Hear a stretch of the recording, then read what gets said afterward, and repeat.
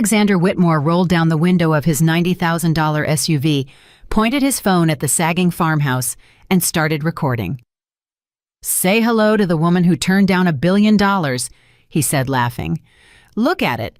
Look at what she chose instead of me." Beside him, Victoria Hayes leaned into frame and blew a kiss at the peeling paint. "Post it," she whispered. "Post it right now." He did. 12 seconds later, 400,000 strangers were laughing at Claire Bennett's front door. Before we go further, please take a moment to subscribe to the channel because this story turns in a way almost nobody sees coming. Stay with me all the way to the end, and do me a favor, leave a comment telling me what city you're watching from so I can see how far this story has traveled. Now let's begin. The video had 11,000 likes before they reached the mailbox. Alexander checked it at the end of the gravel drive, one hand on the wheel, the other scrolling with his thumb, and the little red numbers climbed while he watched. Every heart, every laughing face, every comment was another small confirmation of something he had been telling himself for 5 years.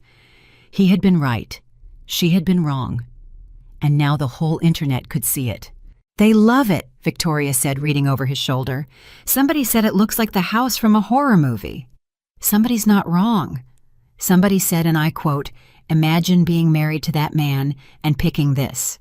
Alexander smiled. It was a good smile. It was the smile that had closed 4 rounds of funding and 1 acquisition, and had gotten him on the cover of a magazine that his mother still kept in a drawer in Tampa. That, he said, is exactly the point. He put the phone in the cup holder face up so he could keep watching the numbers rise. The gravel drive was longer than it looked from the road. It curved through a stand of pines and then opened up, and Victoria made a sound in her throat that was somewhere between a laugh and disgust. Alex, no. I told you. You didn't tell me it was this bad." The farmhouse sat there the way old things sit, patient and unbothered. The paint had given up somewhere around the 2nd story. The porch sagged on the left side. A section of fence had fallen, and nobody had picked it up, and the grass had grown around it like the fence had always been part of the field. Alexander parked at an angle blocking the drive the way a man parks when he doesn't intend to be there long and doesn't intend to be told to move. 5 years, he said. 5 years, and this is where she ended up. "How much do you think it's worth? Land maybe 200? House. The house is a liability. You'd pay somebody to take it down." Victoria checked her lipstick in the visor mirror. "I want a picture on the porch." "Absolutely, you're getting a picture on the porch." "Like a sad one, like I'm devastated for her." He laughed, and for a second he almost liked her. That was the thing about Victoria Hayes. She was 26, and she had 3 million people who watched her drink coffee, and she had never once in her life pretended to be deep. There was something clean about that. Claire had been deep. Claire had been so deep that half the time he had no idea what was happening behind her eyes, and by the end he had stopped asking. Victoria, you could read like a receipt. He liked receipts. "Remind me why we're here again," she said, getting out her heels, immediately sinking into the soft ground. "Ugh. Oh my God. Ugh." "Signature. You have lawyers for signatures." "I do." "So..." Alexander opened his door and stood and buttoned his jacket and looked at the house with the specific pleasure of a man arriving at a place he'd been imagining for a long time. "So, some things you do yourself," he said. The truth, if he had been the kind of man who said true things out loud, was simpler than that. He wanted to see her face. That was all. That was the whole trip. 4 hours from Atlanta, a car. He didn't need to drive a woman. He didn't need to bring all of it for 8 or 9 seconds of watching Claire Bennett look at him and understand. Understand what she'd walked away from. Understand what he'd become without her.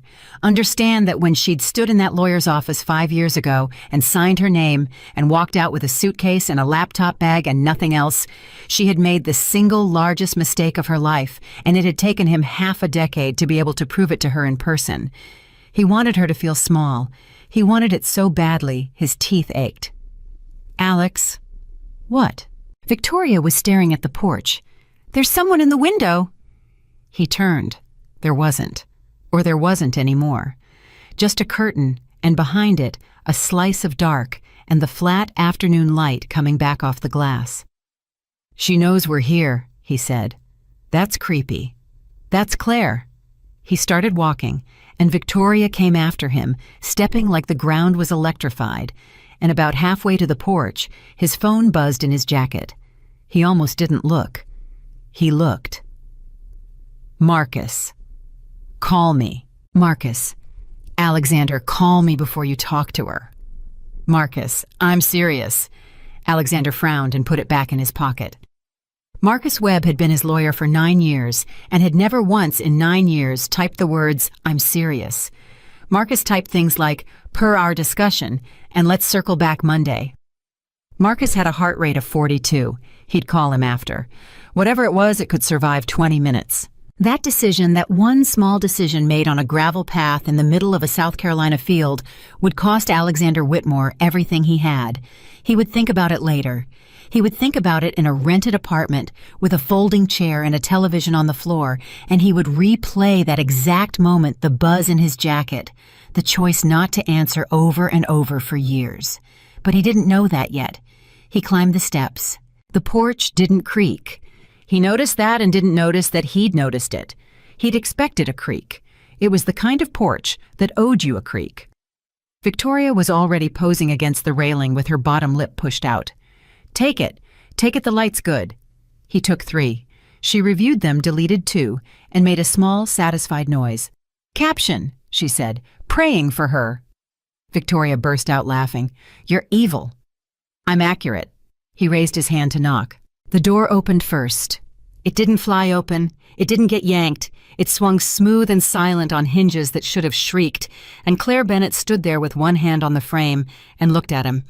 And Alexander Whitmore forgot the next thing he was going to say. He had rehearsed it.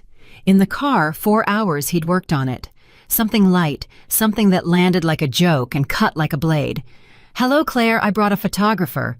Hello, Claire, I see you've kept the place exactly as I remember it. It went out of his head, because she looked good. That wasn't it. That wasn't the thing. Good he could have handled, good he'd have made into a compliment with a hook in it. It was that she looked at him the way you look at a man delivering a package. Nothing in her face moved.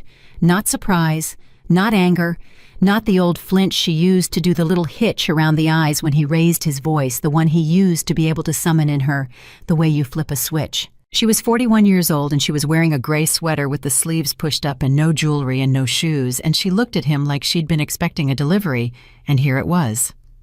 Alexander, she said. Claire, you're early. Something dropped in his stomach.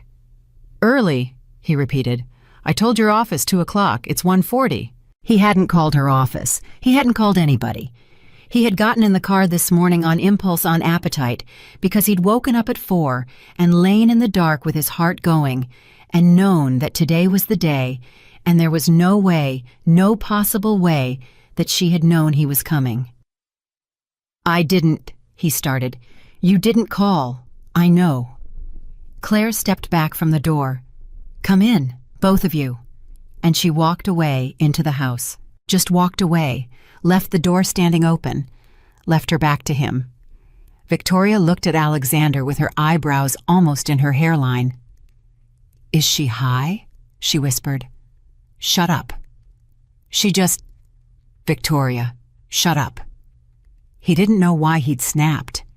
He heard it in his own voice and didn't like it. He was 52 years old and worth $1.4 billion on paper, and his ex-wife had opened a door and he'd snapped at his girlfriend like a man who was rattled. He wasn't rattled. He was a lot of things. He wasn't that. He walked in and stopped. It's a strange thing what the body does before the mind. His feet stopped first. His hand came halfway up. His mouth opened a little. The mind took another 1.5 seconds to catch up, and when it did, the only thought it produced was, this is the wrong house. The floors were wide plank heart pine sanded and oiled to a color like tea. The walls, which from the outside were paint flaking off gray board, were smooth and warm, and hung with paintings that even from 20 feet away he could tell were not prints. The ceiling had been opened all the way to the ridge beam, and the beam was old and it was beautiful, and where it met the wall, somebody with real money and real patience had joined new work to old work so cleanly that you had to look twice to find the seam. There was a smell of coffee and cedar. There was no dust anywhere. Behind him, Victoria said, "What?" Just that. Just the one word. "What?" she said again. Claire's voice came from somewhere ahead of them. "There's coffee if you want it. Kitchen's through the back." Alexander did not want coffee. Alexander wanted to go back outside, get in his car, drive to the end of the gravel, come back and try again. "The outside," he said. Claire reappeared in a doorway with a mug in her hand. "What about it? The outside isn't ugly. It's falling down."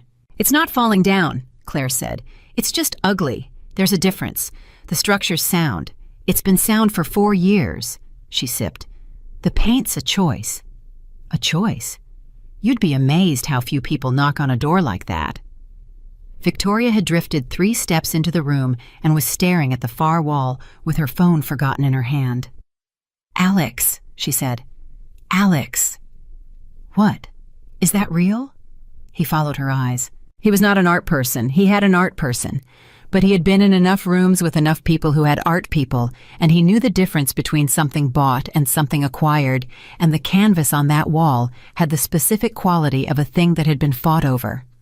"Claire," he said, and his voice came out wrong thin around the edges. "What is this?" "It's my house." "Don't," you asked. "How?" And Claire Bennett looked at him over the rim of her coffee mug, and for the first time since the door opened, something moved in her face. It wasn't triumph. That's what got him later. He would have understood triumph. He'd have known what to do with triumph. It was patience. It was the mild, terrible patience of a woman watching a man start to work something out that she'd worked out years ago. "I worked," she said. "That's not an answer. It's the only one you ever gave me." The mug came down. She turned. "Sit anywhere. I'll get the documents." She left. Alexander stood in the middle of that room, and his heart was going faster than the situation called for, and he was aware in a distant way that his hands were cold. "Alex," Victoria was tugging his sleeve. "Alex, the video." "What about it?" "I have to take it down." "Why?" "Because." She held the phone up. "Because look at this place. If anybody ever sees inside this place, we look—" She stopped. "We look what?" Victoria didn't answer. She didn't have to. He could read receipts. They looked stupid. He walked to the window, the front window, the one with the curtain, and he looked out at his SUV parked crooked in the grass, and at the fallen fence, and the peeling clapboard, and the whole enormous, expensive joke he'd driven 4 hours to make. And he understood that he had walked into a room he did not understand on purpose, on his own 2 feet with a camera. "Take it down," he said. "Really, take it down now." Victoria's thumb started moving. Behind him, a door opened somewhere in the back of the house, and there was a sound Alexander couldn't place. A hum. Low, steady, mechanical, the sound a server room makes. He turned his head toward it. "Do you hear that?" "Hear what?" "That." "I don't hear anything." He did. He'd spent 9 years in buildings that made that noise. He could have picked that noise out of a hurricane. Somewhere under this ugly house in the middle of a field outside Charleston, South Carolina, something was running. Claire came back with a folder. She sat down in a chair by the fireplace, crossed her ankles, and put the folder on her lap without opening it, and looked at him and waited. He didn't sit. "You know why I'm here," he said. "I know why you think you're here." "Claire." "Sit down, Alexander. You look tired." And that of everything was the thing that made his face go hot. Because she wasn't being cruel. That was the problem. If she'd been cruel, he could have gone to war. She was being kind in the specific way you're kind to a man you've stopped being afraid of, and it took every ounce of what he had not to put his fist through the wall. He sat. Victoria perched on the arm of the sofa, like the cushions might bite her. Alexander opened his own folder, and his hands were steady again because paper was paper, and paper was a thing he was extremely good at. "There's a release," he said. "It's residual. It's cleanup from the divorce. Section 4, subsection 2 of the settlement had a clause about derivative work, and my board wants it closed before the acquisition." Acquisition. Halloran Group, $4.2 billion, closes the 14th. He said the number a little slowly. He couldn't help it. Claire nodded like he'd told her the weather. "You sign the release," he said. "You waive any claim past, present, or future to any derivative work product arising from the marital period. And in exchange," he took the check out of the folder. He had thought about this part for a long time. He put it on the table between them and turned it around with 2 fingers so she could read it, and he watched her eyes. $100,000. That's a gift, he said. You understand that? Legally, you're owed nothing. That's me being generous. Victoria leaned forward and slid the check the last 2 inches toward Claire with one manicured finger and gave her a smile like a knife in a birthday cake. You should be grateful, Victoria said. Most people never see this much money in one place. The room went quiet, and Claire Bennett laughed. It wasn't a bitter laugh. It wasn't performative. It was a real, surprised, honest laugh. The laugh of a woman who has just been handed something genuinely funny, and it went through Alexander like cold water down a collar. I'm sorry, Claire said, waving a hand. I'm sorry. You did that very well. Victoria's smile fell off her face. Excuse me. No, I mean it. The finger push, the little slide. Did he teach you that? Claire looked at Alexander with something almost like affection. He used to do that to vendors. Slide it across. Make them reach. Claire, you always thought the reaching was the point. Claire, it's not the point, Alexander. It was never the point. He stood up. He didn't decide to. He was just standing, and his voice was louder than he wanted it, and he heard himself and hated himself. Sign the paper. No. Sign the paper, Claire. No. You don't understand what's happening here. I understand exactly what's happening here. Claire hadn't moved. She was still in the chair, ankles crossed, folder on her lap. You're the one who doesn't. His phone buzzed. He ignored it. It buzzed again. Do you want to get that? Claire said. No. It might be important. It's not. It's Marcus. Alexander went still. Everything in the room went very sharp and very slow, the way things do right before a car accident, and he could hear the hum from underneath the floor and the clock somewhere and Victoria's breathing. What did you say? He said. I said it's Marcus. Claire's face was unreadable. He's been calling you since 11:40. He called me at 11:15. You're lying. I'm not. He called you. He called me, Claire agreed, because at 9 o'clock this morning an attorney from the Halloran Group's diligence team ran a record search on the core architecture behind Whitmore Systems, the way they've run a record search every week for 4 months, and this week the search came back different. Alexander's mouth had gone completely dry. Different how? Claire opened the folder on her lap. Marcus wanted to tell you himself, she said, in the car, before you got here. He wanted you to hear it from your own lawyer in a parking lot somewhere, so you could turn around and go home and start figuring out what to do. She looked up. He's actually a decent man. I don't think you've ever noticed that. Different how, Claire? 12 minutes ago you filmed my house and told 400,000 people that I'm a woman who threw away $1 billion. How do you know that? Because your girlfriend tagged the county. Victoria made a small, strangled sound. Different how? Alexander said. His voice had almost nothing in it now. Claire, different how? Claire took a single sheet of paper out of the folder. She didn't hand it to him. She held it loosely the way you hold something that isn't heavy, and she said the sentence that Alexander Whitmore would hear in his sleep for the rest of his life. Because the technology your company is built on has never belonged to your company, she said. It belongs to me. It has always belonged to me. And as of 9 o'clock this morning, the Halloran Group knows it. Nobody moved. Somewhere in the house, the hum went on. That's not possible, Alexander said. It's not only possible, it's public record. It's been public record for 11 years. Nobody looked. That architecture was developed in-house. That architecture, Claire said, was developed in a rented room on Meeting Street in 2013 on a laptop I paid for with money from a job you thought was beneath me 18 months before I met you. No. You were at a conference in Austin when I filed. I sent you a photo of the confirmation email. You sent back a thumbs up. That's not... Alexander's hand went up and then didn't know where to go. That was a research project. That was Bennett Ridge Research, LLC, Claire said. It's still active. It's filed its annual report every year for 11 years, including this one, which I filed on Tuesday. And in 2016, 4 months before our wedding, it licensed its core architecture to a startup called Whitmore Systems in exchange for equity under a 5-year renewable term. Victoria said very quietly, "Renewable." Claire looked at her with something like respect. "That's right," she said. "Renewable. You're quick." "Claire!" Alexander's voice cracked in the middle of her name, and he hated it and couldn't stop it. "Claire, listen to me.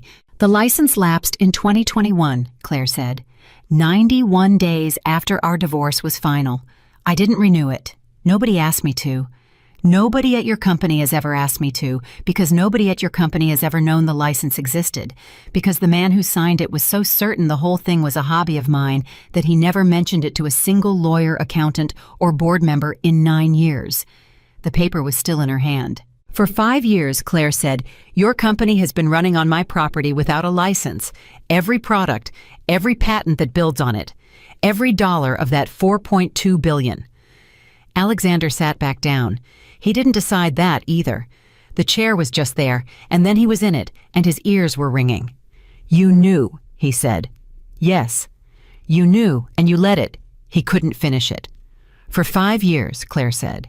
"Yes. Why?" And there it was. Finally. The thing in her face he'd been waiting for since the door opened. It came up out of somewhere very deep, and it stayed for less than 2 seconds. And in those 2 seconds, Alexander Whitmore saw exactly how much he had cost her, and exactly how long she had carried it, and exactly what she had built while she carried it. "Because you told me talent doesn't matter if nobody knows your name," Claire said. "Claire, you said it in a hallway. Outside conference room B. You had a coffee in your hand." Her voice didn't rise. "You said it like you were doing me a favor." "I didn't mean—" "You meant it, and you were right." She set the paper down on the table next to the check and lined the edges up. "That's what took me so long to understand. You were right, Alexander. The world does notice names." She stood. "So I waited until my name was the only one that mattered." Alexander's phone buzzed. And buzzed. And buzzed. Not texts now. A call, and another call, and another, the whole board waking up at once, 4 hours away in a glass building with his name on it. He looked down at the screen. Marcus Webb. 14 missed calls. "Answer it," Claire said gently. "He's been trying all day." He didn't. He looked up at her instead, and the man who had been right for 5 straight years asked in a voice he did not recognize the only question he had left. "What do you want?" Claire Bennett picked up the check. She looked at it for a moment. $100,000 in Alexander Whitmore's handwriting made out to a woman he'd driven 4 hours to humiliate. Then she folded it once and slid it into the pocket of her gray sweater. "I want you to see the basement," she said. Nobody moved for a full 5 seconds. Then Victoria laughed one short bark of it, the sound a person makes when they need the room to agree with them. "The basement," she said. "She wants to show you the basement." Victoria: "No, I'm sorry, this is a lot. This is a lot to take in. She's been sitting in a haunted house in a field for 5 years waiting to say that sentence, and now she wants to show us the basement." Claire didn't even look at her. 1:52, Claire said. "You've got about 8 minutes before the first call comes in that you can't ignore. I'd use them." Alexander stood up. His legs took a second to agree to it, and he covered that by buttoning his jacket, which was something his hands knew how to do without him. "I want to see the filing," he said. "You will." "Now, not the basement. The filing. The filing's in the basement." "Claire, everything's in the basement, Alexander." She was already walking. "That's what a basement is for." He followed her. He would think about that later, too, the ease of it, the way his body just went. 9 years of boardrooms where he decided who moved and when, and a woman in a gray sweater said, "Come on," and he came on. Victoria stayed where she was. "I'm not going in a basement," she said. "Then wait here," Claire said without turning around. "I'm not waiting here either." "Then you have a problem."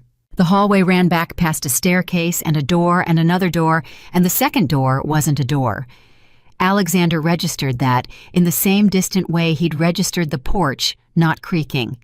It looked like a door. It had a knob and hinges and a coat of white paint with a chip near the bottom. But when Claire put her hand flat on it, something in the wall clicked and it opened toward her, and the frame was 4 inches thick. "That's steel," he said. "It's steel. In a farmhouse."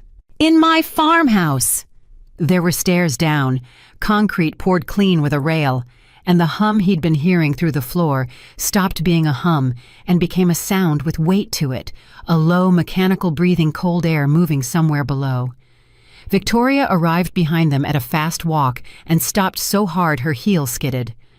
"Oh my God," she said. Claire started down.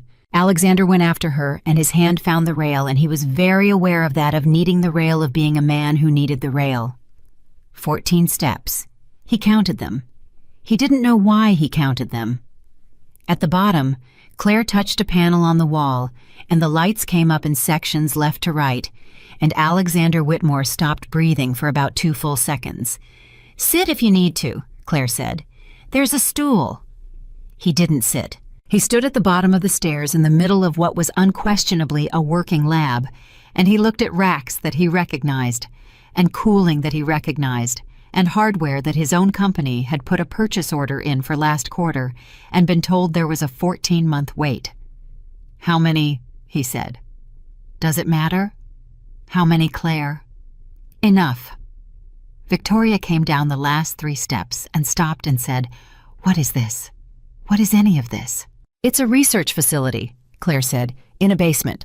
It's not a basement, it's 4,100 square feet on 2 levels, and the basement is the part that's under the house." Claire crossed to a table. "Watch your head on the beam." Victoria ducked with about a foot to spare and then looked embarrassed about it. Alexander wasn't listening. He had walked 6 steps to his left and was standing in front of a whiteboard. It wasn't a whiteboard. It was glass wall to wall, and it was covered in a hand he knew better than his own. Small, slanted, the 7s crossed. He'd made fun of the crossed 7s on their second date, and she'd said, "It's how you do it if you want to be understood." And he'd thought that was the most interesting thing anyone had said to him in a year. He read the top left corner of the glass. Then he read it again. "Claire," he said, "what is this?" "You know what it is. This is the recursive layer. It's a version of it.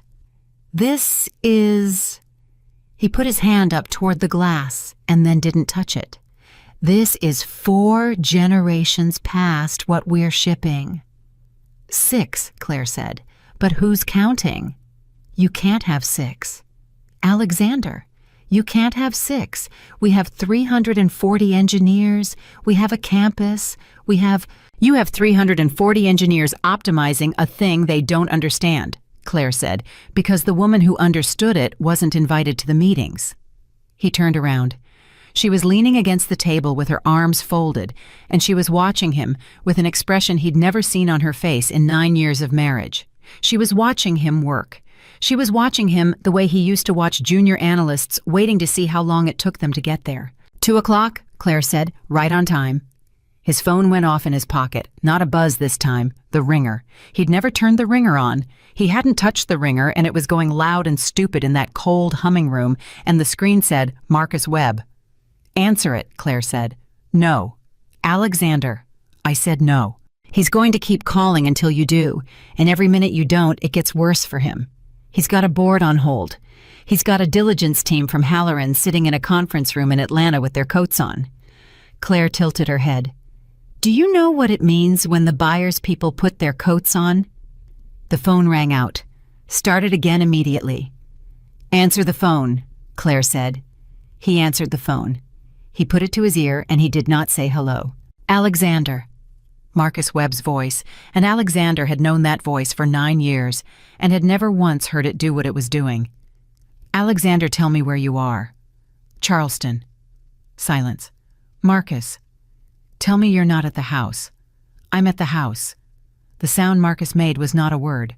"Marcus, are you inside?" "Yes." "Is she there?" "She's standing 8 feet from me." Another silence longer, and Alexander could hear Marcus breathing, and behind Marcus he could hear a room, a big room, a lot of people not talking. "Okay," Marcus said. "Okay, Alexander, I need you to listen to me, and I need you to not say anything until I'm done. Can you do that? Say it." At 8:51 this morning, Halloran's outside counsel filed a supplemental diligence request. At 9:04, they pulled the chain of title on the core stack. At 9:19, they found a licensing instrument executed in June of 2016 between Whitmore Systems and an entity called Bennett Ridge Research. "I know." "You know," She told me.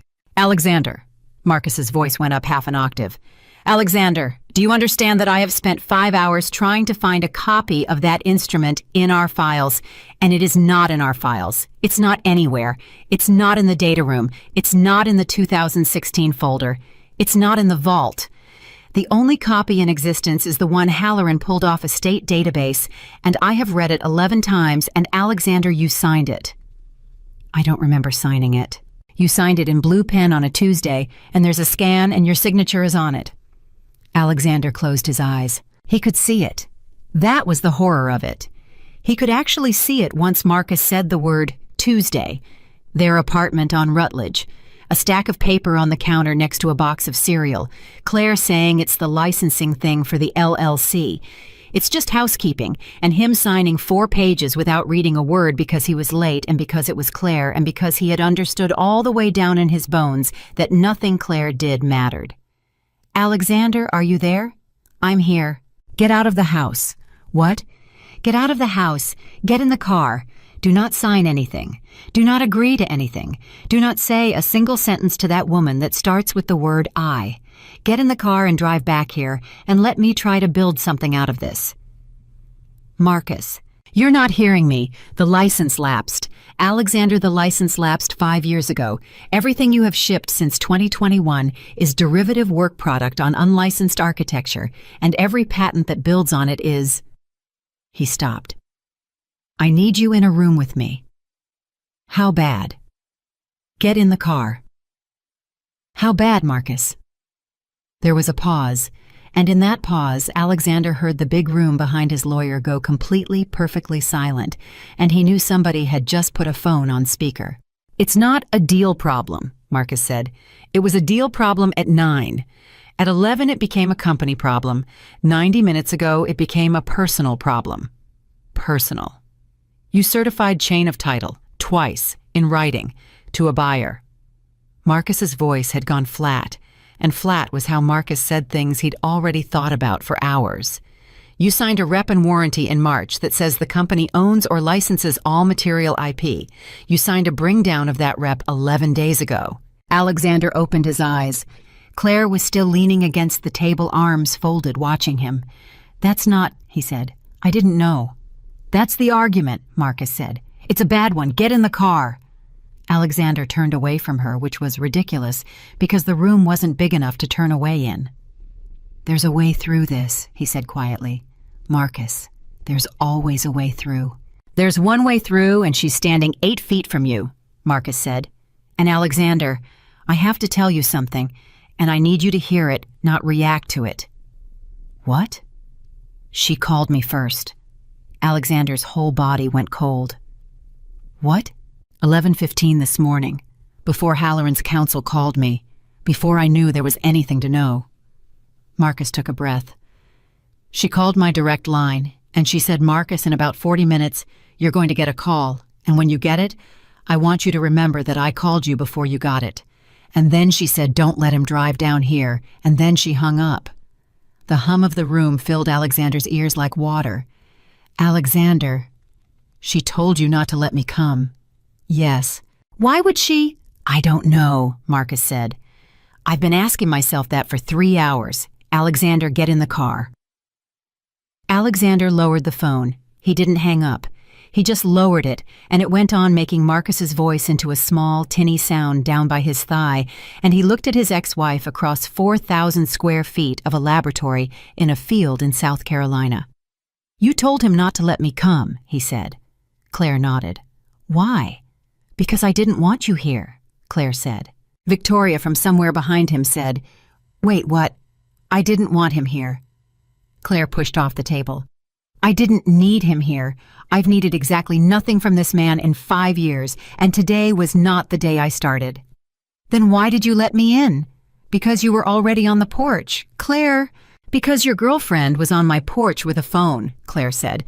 And now finally there was something under it, something with an edge, posting my house to 400,000 people while I stood behind a curtain and watched, and I made a decision in about 3 seconds that I've been sitting with ever since. What decision? That if you were determined to have the worst day of your life, Claire said, You weren't going to have it in a parking lot. 211. Alexander knew the time because he looked at his phone to hang up on his lawyer, and the number was right there at the top, and it burned itself into him. 2:11 in the afternoon. You could have destroyed me 5 years ago, he said. Yes. You could have done it the week the license lapsed. Yes. You could have done it before the Series C. You could have done it before the campus. You could have done it before, and his voice did something ugly, before I put my name on the building. Claire, you could have done it before I put my name on the building. I know. So why? And Claire Bennett said, because in 2021, you weren't worth taking. The words landed like a hand across his face. What? In 2021, you were a man with a good product and a lot of debt, Claire said. If I'd come at you then, you'd have folded in a month, and the technology would have gone into a bankruptcy estate and been carved up by 4 hedge funds, and I'd have spent the rest of my life buying my own work back in pieces. She said it the way you read a recipe. So I let you build it. You're very good at building. It's the only thing you're good at, and you're better at it than almost anyone alive. And I needed somebody to spend 5 years and $400 million turning my architecture into an infrastructure that 11,000 companies can't function without. Alexander stared at her. You used me, he said. Claire looked at him for a long moment, and then she laughed, and this one wasn't warm at all. Say that again, she said. Say that sentence again out loud and listen to it. He didn't. Say it, Claire said. Go on, I want to hear it in the room. Claire, you used me. You to me. She wasn't loud. She never got loud. That was the thing he'd forgotten in 5 years of remembering her wrong. Claire Bennett had never once raised her voice at him, not one time, and he had mistaken that for weakness for 9 solid years. Alexander, I gave you the architecture in a rented room on Meeting Street because I was 29, and I thought I'd met someone who could hear it. You put your name on it in 9 months. You had me out of the technical meetings in 2 years. By year 4, I was writing specs that came back to me with another man's initials on them, and you told me I was being sensitive. That's not what happened. You said, and I have thought about this sentence every single day for 5 years. You said, Claire, nobody's stealing from you. There's nothing to steal. It's a concept. Concepts are free. Victoria made a small sound. Concepts are free, Claire repeated. So I filed the concept 11 years ago, before you, and you signed the license without reading it because you'd already decided what I was. Alexander's hands were shaking. He put them in his pockets. So this is revenge, he said. No. Don't insult me, Claire. Look at this room. Look at where I'm standing. You built a machine in a hole in the ground to blow up my company on the day of my acquisition. I built a company, Claire said. You're the one who thinks he's the point. 219. His phone lit up in his hand. Not Marcus. Regina Patel board. He watched it ring out. It rang again. Same name. Answer it, Claire said. Or don't, but decide, because in about 10 minutes she's going to stop calling, and that will be much worse. You don't know Regina. I've had lunch with Regina. Alexander's head came up so fast something pulled in his neck. What? Twice, Claire said. November and April. You've had lunch with a member of my board. With a member of the board of a company that licenses my architecture, Claire said. Yes, she reached out. I said yes. We had crab cakes. About what? About nothing. Genuinely. That's what I keep trying to tell you. She wanted to know what I was doing. I said I was doing research. She asked what kind. I said the kind you can't do in a place with a communications department. Claire shrugged. She laughed. She's very smart, Alexander. She's the smartest person on your board by a distance, and you've spent 4 years managing her instead of listening to her. Regina knew. Regina knew nothing. Regina had a feeling. Claire's eyes came up. There's a difference. Feelings are what smart people have 18 months before facts show up. The phone rang a third time. Alexander turned it face down on the table, like that would help. What do you want? He said. You said the basement. I'm in the basement. What do you want? And Claire Bennett said something that made no sense at all. I want you to look at the wall behind you. He turned. There was a corkboard. An actual corkboard, the only ugly thing in the entire room, and it was covered in paper. Printouts, screenshots, some of them yellowed. He walked to it. Victoria came up beside him, and for once, she didn't say anything, and later he would remember that she got there first, that she understood it about 4 seconds before he did. "Alex," she said quietly. It was him. It was all him. It was 9 years of Alexander Whitmore pinned to a board in a basement. The magazine cover, a photo from the Series B announcement, a transcript from a podcast with a line highlighted in yellow, a screenshot of a tweet, and in the middle of it printed and pinned and going soft at the corners from being handled in email. He leaned in. He read the subject line, "Patent Filing, Bennett Ridge." He read the date, March 11th, 2013. He read the body, "It's official, 8 months of my life. I can't believe it went through." And underneath it, the reply sent from a phone in an airport in Austin at 6:42 in the evening, one line, no capitals, no punctuation. "Nice, babe." Alexander stood there for a long, long time. "You kept it," he said. "I kept everything." "You printed it out." "I printed it out this day the divorce was final," Claire said, "and I pinned it there. And every morning for 5 years, I came down these stairs and I saw it. And I want you to understand something, Alexander, because this is the only part of today that actually matters to me." He couldn't turn around. "I didn't keep it because I hated you," Claire said. "I kept it because for about 18 months after you left, I couldn't work. I'd sit down at that table and I'd open the file and nothing would come. Nothing. 9 years of my life and my hands wouldn't move." Her voice was completely steady. "Because I'd started to believe you. That was the thing you did that I couldn't forgive. Not the credit, not the money, not the girl. You made me believe that the reason nobody knew my name was that there was nothing worth knowing." 2:26. "So I pinned that email up," Claire said. "And every single morning I read the words, 'Nice, babe,' and I remembered that a man who couldn't be bothered to use a capital letter had convinced me I wasn't real. And then my hands worked." The room hummed. "That's what this is," Claire said. "You want it to be revenge because revenge is about you. It's not about you. It has not been about you for 4 years. It's about a woman in a house getting her hands back." Alexander turned around. His eyes were wet, and he didn't care, and that frightened him more than anything else that had happened. "I'll give you the company," he said. Claire blinked.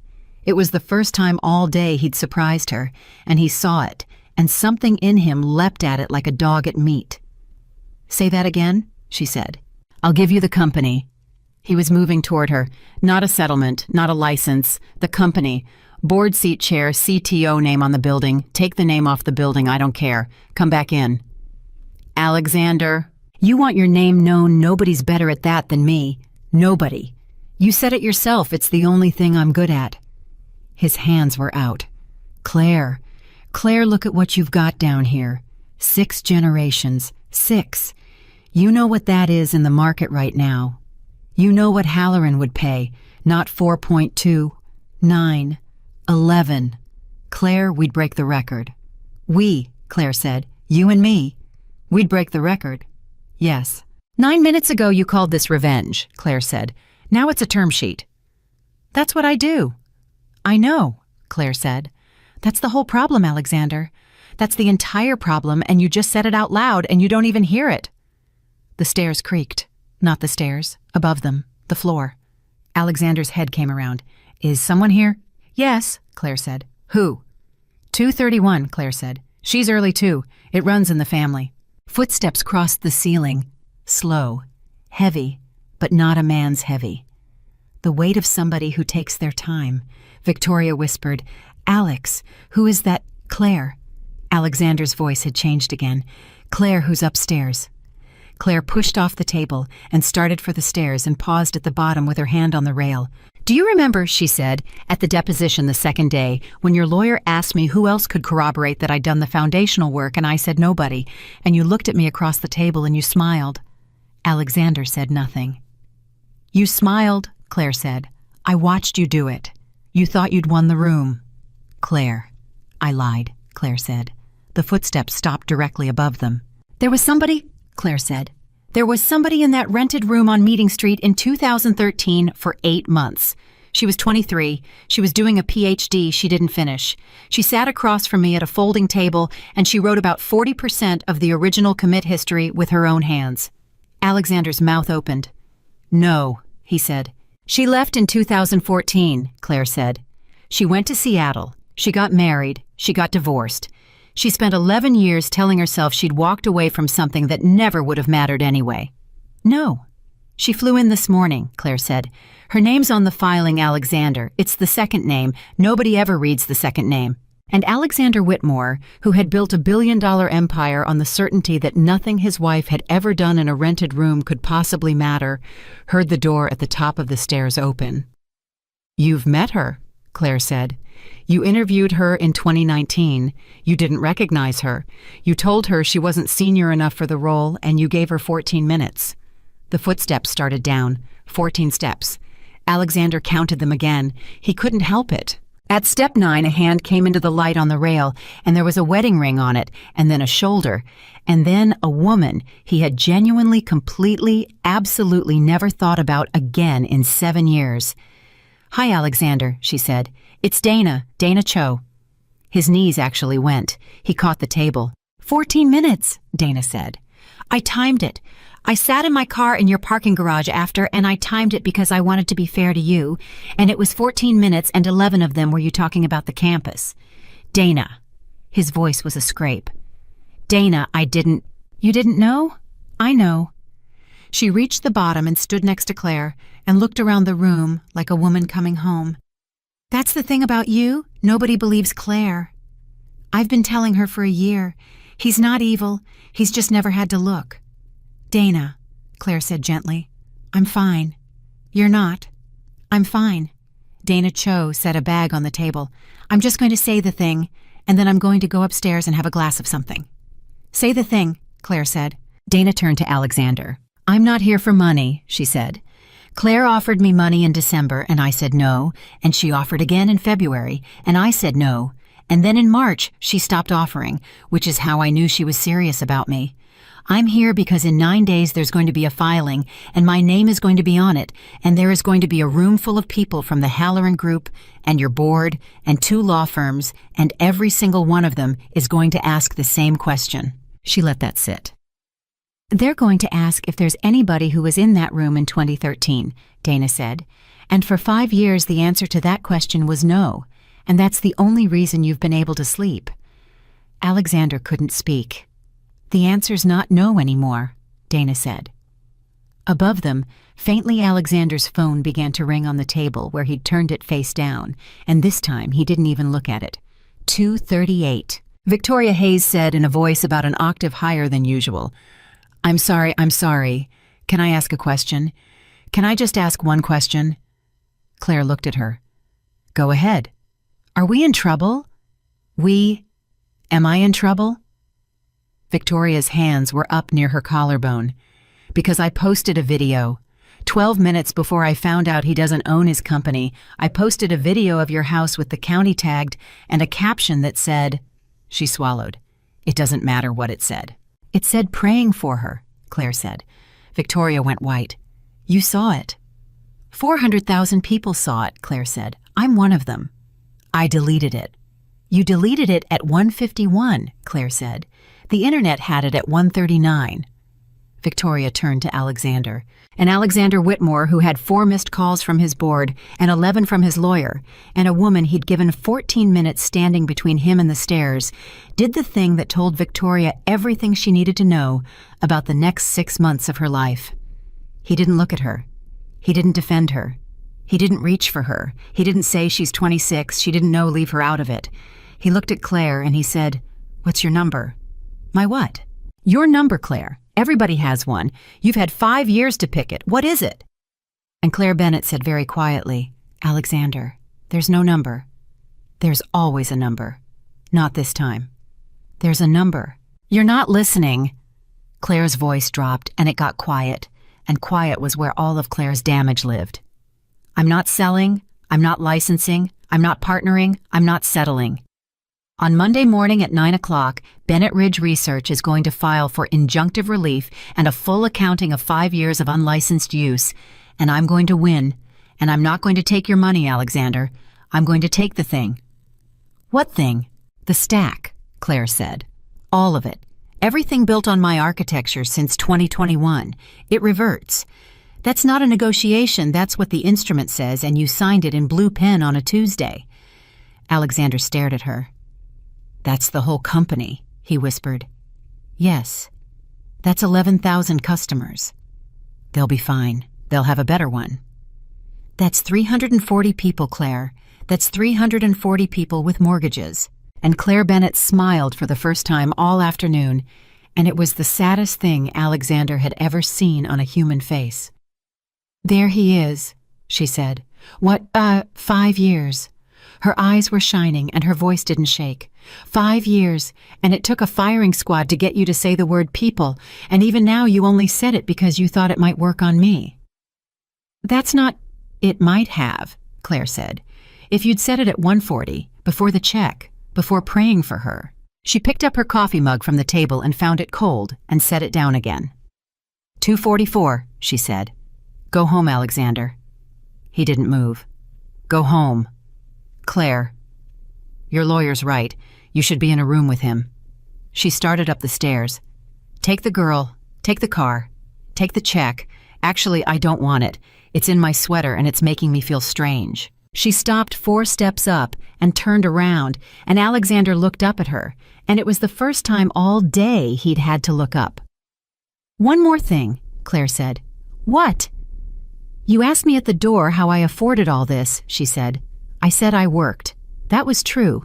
But it wasn't the answer, and I've decided you should have the answer because you're going to hear it in a deposition in 11 weeks, and I'd rather you heard it from me."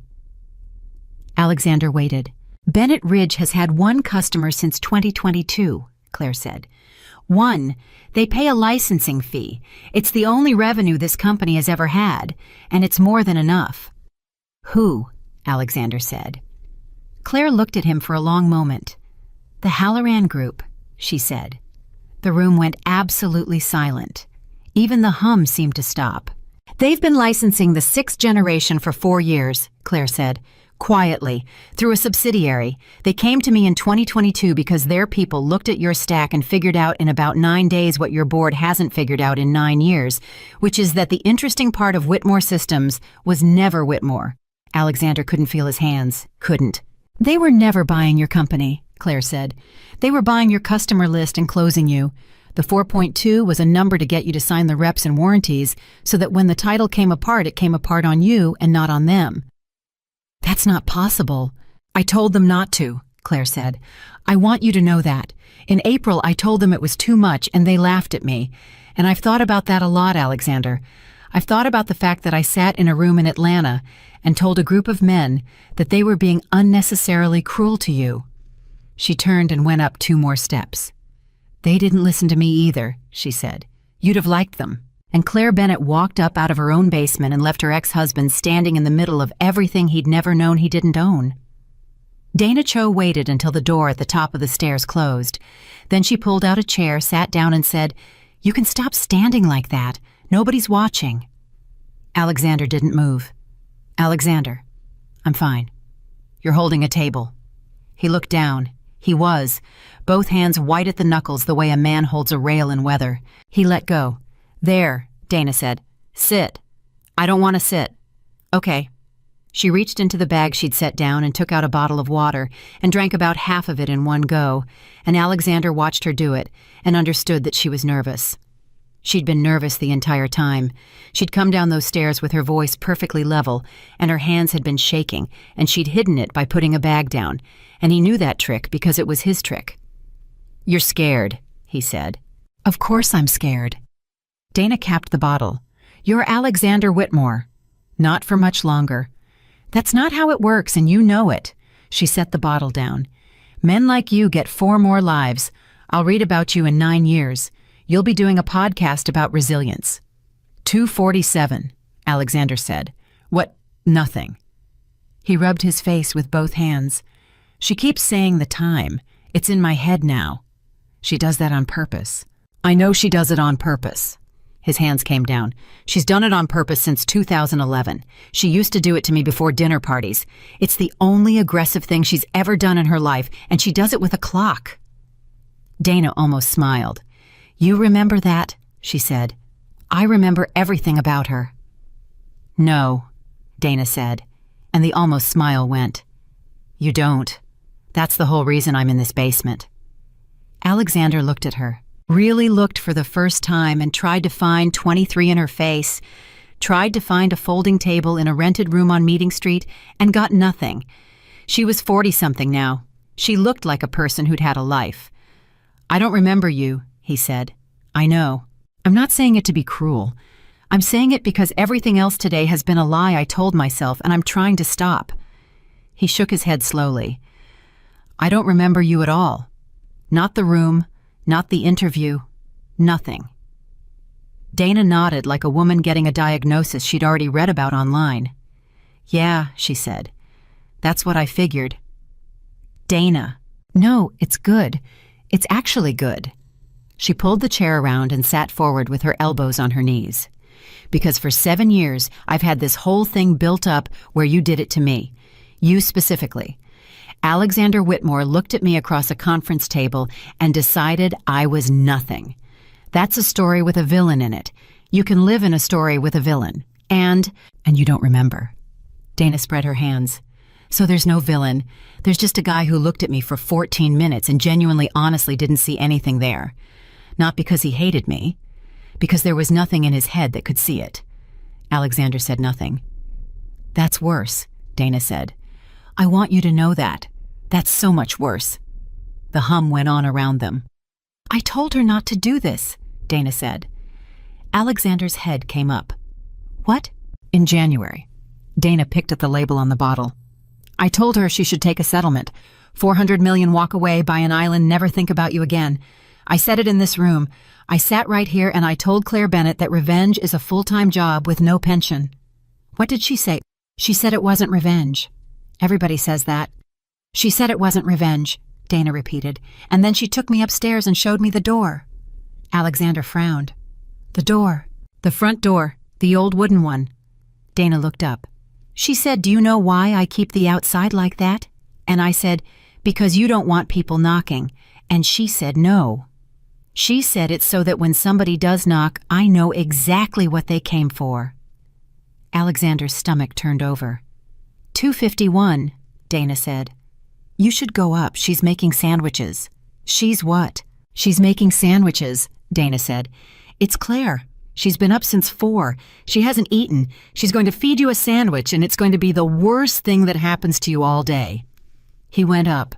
He counted the 14 steps again going the other way, and at the top, he pushed the steel door open with his shoulder and came out into that warm, oiled hallway and stopped because he could hear Victoria. She was on the porch. The front door was open, a hand's width. No, I know. I know what it looks like, but you have to understand the context. The context is completely different from... A pause. Okay, but that's not fair. That's genuinely not fair, Bree. I didn't know. Nobody knew. He didn't even know. Another pause. Longer. How many... Alexander closed his eyes. How many, Bree? Silence. Then Victoria Hayes, 26 years old, 3 million followers, who had never in her life pretended to be deep, said, in a voice he had never heard her use, 600,000 people are calling me that. He walked out onto the porch. She had her back to him. Her phone was pressed to her ear with both hands like it was cold, and she was trying to warm it. Bree, I deleted it in 11 minutes. 11 minutes. That's okay. But who screen recorded it? Why would somebody screen record? She turned and saw him. Her face did something complicated. I'll call you back, she said, and hung up and stood there. Victoria. Don't. Victoria. I said don't. She wiped under her eye with the side of her thumb, carefully the way you do it when you've spent 9 years learning not to smudge. Do you know what they're calling me? Do you want to know what 600,000 people are calling me right now? Alex, it'll pass. It'll pass. She laughed, and it cracked. That's it. That's the whole thing. It'll pass. These things always. For you. Her voice went up and she pulled it back down with visible effort. It'll pass for you. You're a man in a suit who lost a deal. In 3 years, you'll be on a stage in Aspen calling it a growth moment. I'm the girl. Alex, I'm the girl in the video. I'm going to be the girl in the video for the rest of my life. He opened his mouth. Don't say it's not that bad, Victoria said. He closed it. Say something else, she said. Say literally anything else, 256. And Alexander Whitmore, who had 8 minutes earlier begged a woman to take his company, could not find a single sentence in his entire head that wasn't about himself. Victoria watched him, not find it. He saw the exact moment she stopped waiting. Okay, she said quietly. Victoria. No, that's okay. She nodded to herself a few times, fast, small. That's actually useful. That's actually really useful information, so thank you. That's not fair. I'm in the middle of... You're in the middle of losing money, Victoria said. I'm in the middle of losing my whole thing, my whole entire thing, Alex, and you can't even do the face.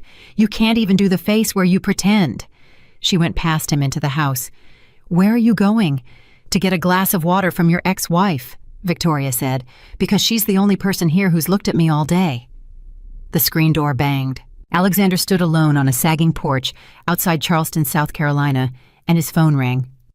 Regina Patel. He picked up on the second ring. Regina. Where are you? Charleston. The pause on the other end was about a second and a half, and Alexander had sat in 140 board meetings with Regina Patel, and he knew what a second and a half from Regina meant. Say it, he said. You went to her house, Regina said. Regina. You went to her house on the day the title came apart with a girl and a camera. It wasn't... He put his hand over his eyes. It wasn't like that. Alexander. Regina's voice was terrifyingly calm. I have watched the video 9 times. It is exactly like that. How did you see it? Everyone has seen it. My daughter sent it to me. My daughter, who is 19, sent me a video of the CEO of the company I am on the board of laughing at a farmhouse at 11:41 this morning, and I texted you at 11:44, and you did not respond. Alexander sat down on the porch step. He didn't decide to. There's a meeting at 5, Regina said. There's no meeting at 5. Meetings are Thursdays. There's a meeting at 5. Regina, 9 of 11 have confirmed. His mouth went dry. 9. 10 as of about a minute ago, Susan called from a car. Susan hates emergency meetings. Susan hates unlicensed intellectual property more, Regina said. Alexander pressed his thumb hard into the corner of his eye. You've had lunch with her, he said. Silence. Regina, you've had lunch with Claire. Twice, Regina said. November and April. And you never... I asked you about her in December, Regina said. In your office. I said, Alexander, what happened with your wife's research company? Is that still active? Do you remember what you said? No. You said, God, Regina, that was a hobby. And then you changed the subject to the Denver lease. A breath. And I let you. That's mine. I'll carry that one.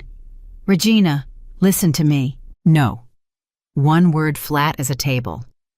Alexander, I have listened to you for 4 years. I listened to you when you told me the Halloran diligence was clean. I listened to you when you told me the March reps were papered. I listened 11 days ago when you signed a bring down and looked me in the eye and said the house was in order. Her voice finally moved. I sat in a room this morning with 4 attorneys from a company that is about to sue us into the ground, and every one of them knew more about your company than I did. Do you understand what that felt like? I didn't know about the license. That's what Marcus said you'd say. Something in the way she said it made the back of his neck go cold. What does that mean?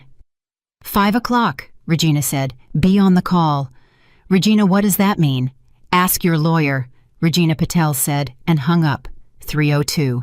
Alexander sat on the step with the phone in his hand, and something enormous and quiet started to come up through the floor of him, and he recognized it distantly, the way you recognize a smell from childhood. It was fear. He hadn't felt it since he was 31 and had $11,000 and a lease. He called Marcus. Marcus picked up before the first ring finished. "Are you in the car?" "Marcus, what did Regina mean?" "Are you in the car, Alexander? What did she mean when she said ask your lawyer?" The silence went on so long he checked the screen. "Marcus." "There's a memo," Marcus said. Alexander stopped breathing. "What memo?" "August 4th, 2016. Marcus's voice was very careful, the voice of a man walking on a floor he isn't sure about. "I wrote you a memo. It's 4 paragraphs. It's about a licensing instrument between Whitmore Systems and Bennett Ridge Research. And it says, and I'm reading it, it says, this agreement transfers no ownership.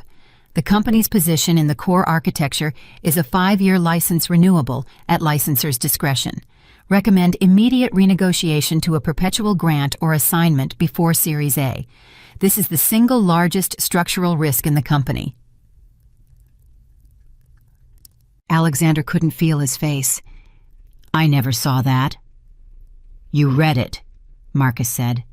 "I never—" "You replied," Marcus said. The world tilted about 4 degrees. "What did I say?" "Alexander." "What did I say, Marcus?" Marcus Webb took a long breath, and when he spoke, it was the flattest Alexander had ever heard a human voice. "You said, it's Claire. It's nothing. Don't waste billable on this." 3:05. Alexander Whitmore put his hand over his mouth. "Alexander." He didn't answer. "Alexander, are you there? Alexander?" "How many people have that memo?" he said through his fingers. "Halloran's counsel pulled it out of the 2016 archive at 11:20 this morning." "How many people?" "Everyone," Marcus said. "Everyone has it. It went to the full board at 2:40. "So the 5 o'clock isn't about the deal?" "No. The 5 o'clock is about me."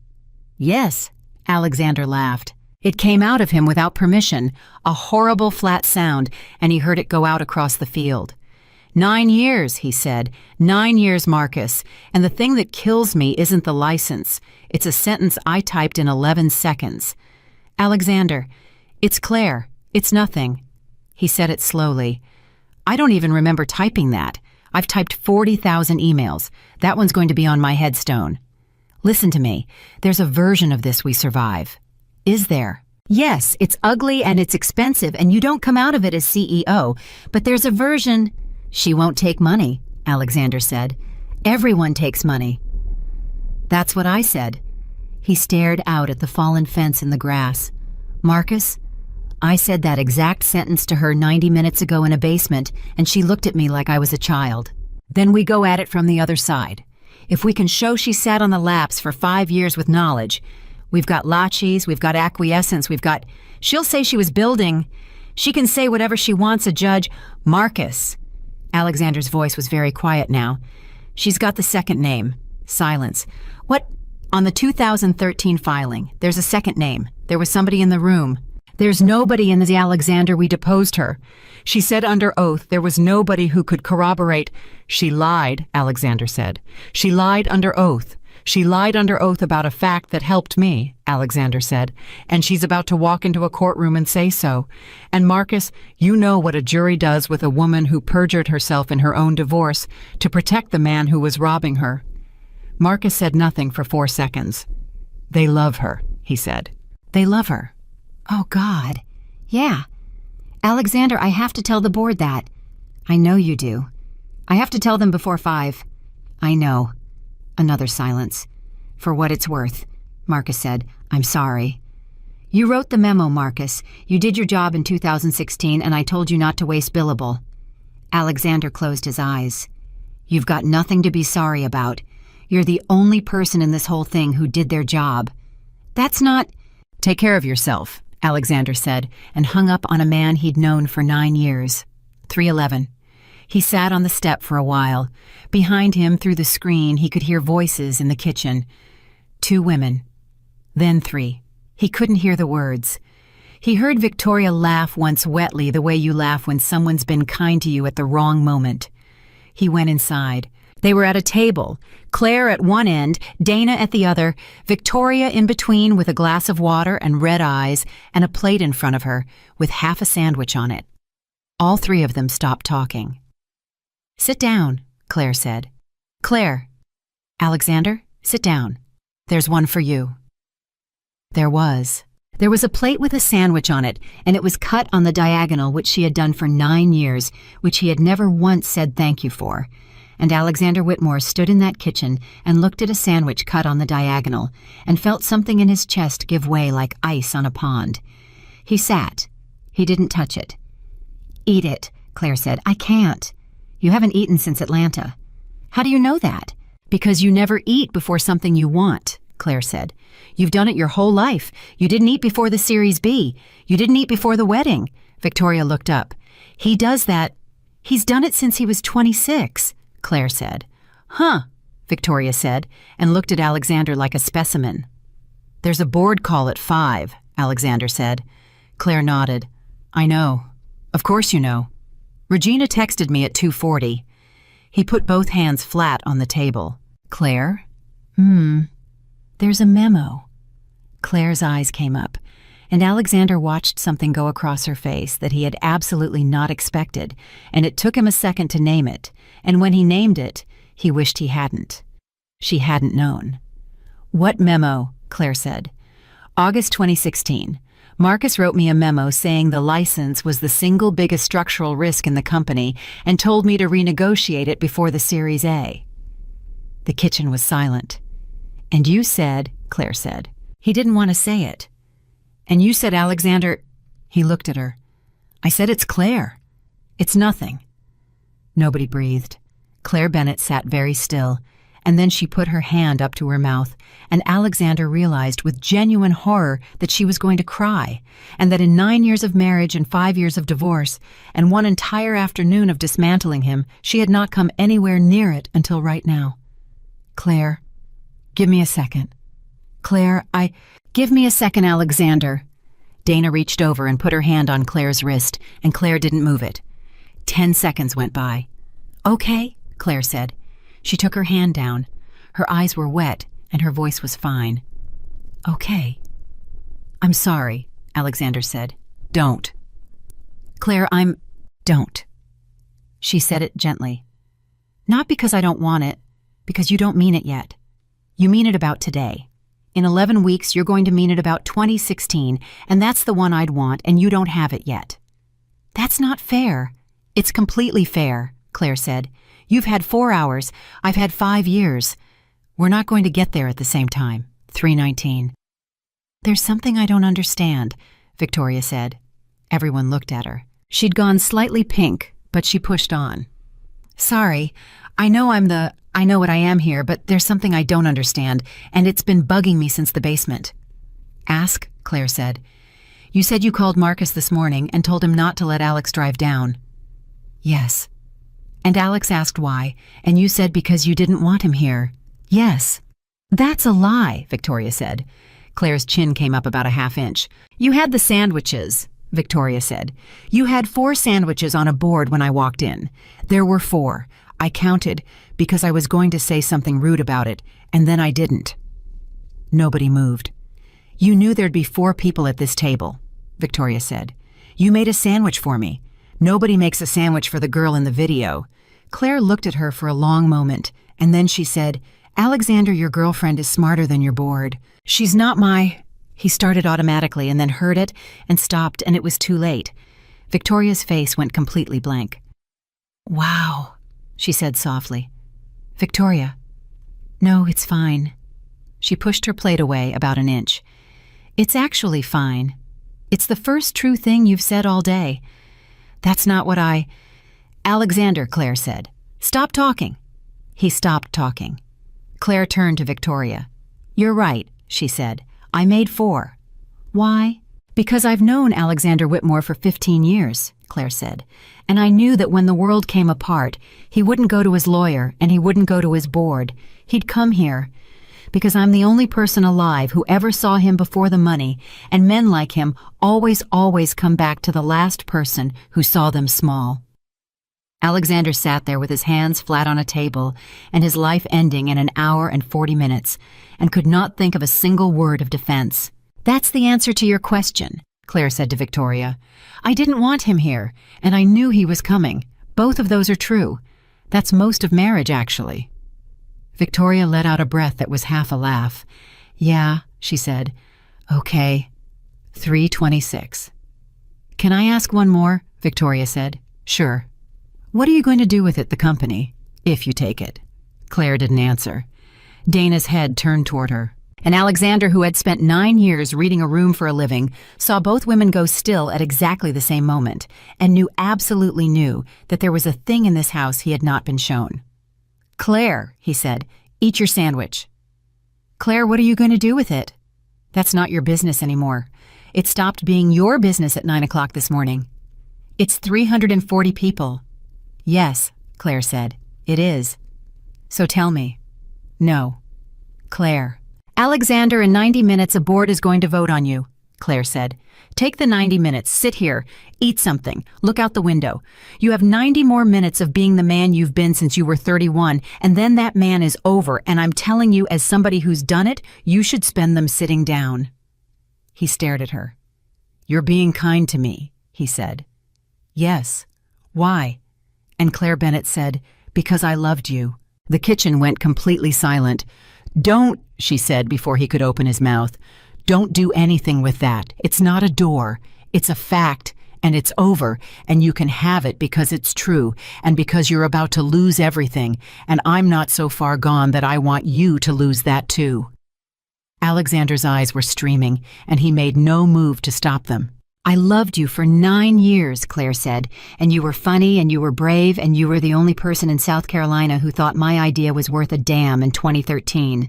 And I have never once told anyone that part, because everyone wants the story where he was always a monster, and that's not the story. The story is that a good man got told he was a genius by 400 people in a row and stopped being able to hear anything else. Claire, eat your sandwich, she said, and stood and left the room. 3:31. Nobody said anything for a while. Then Dana Cho got up, took Claire's plate to the sink, and said without turning around, She's going to give it away. Alexander's head snapped up. Dana, Victoria said quietly, don't. Why not? He's got 90 minutes. Dana turned on the tap. 90 minutes, and then it's a press release. Give what away? Alexander said. Ask her. Dana. I'm not doing it, Dana said. I'm not taking that from her. She's earned that. He ate the sandwich. He didn't taste it. He ate it in about 6 bites, standing at a table in a house he'd driven 4 hours to laugh at, and it was, as Dana had promised, the worst thing that happened to him all day.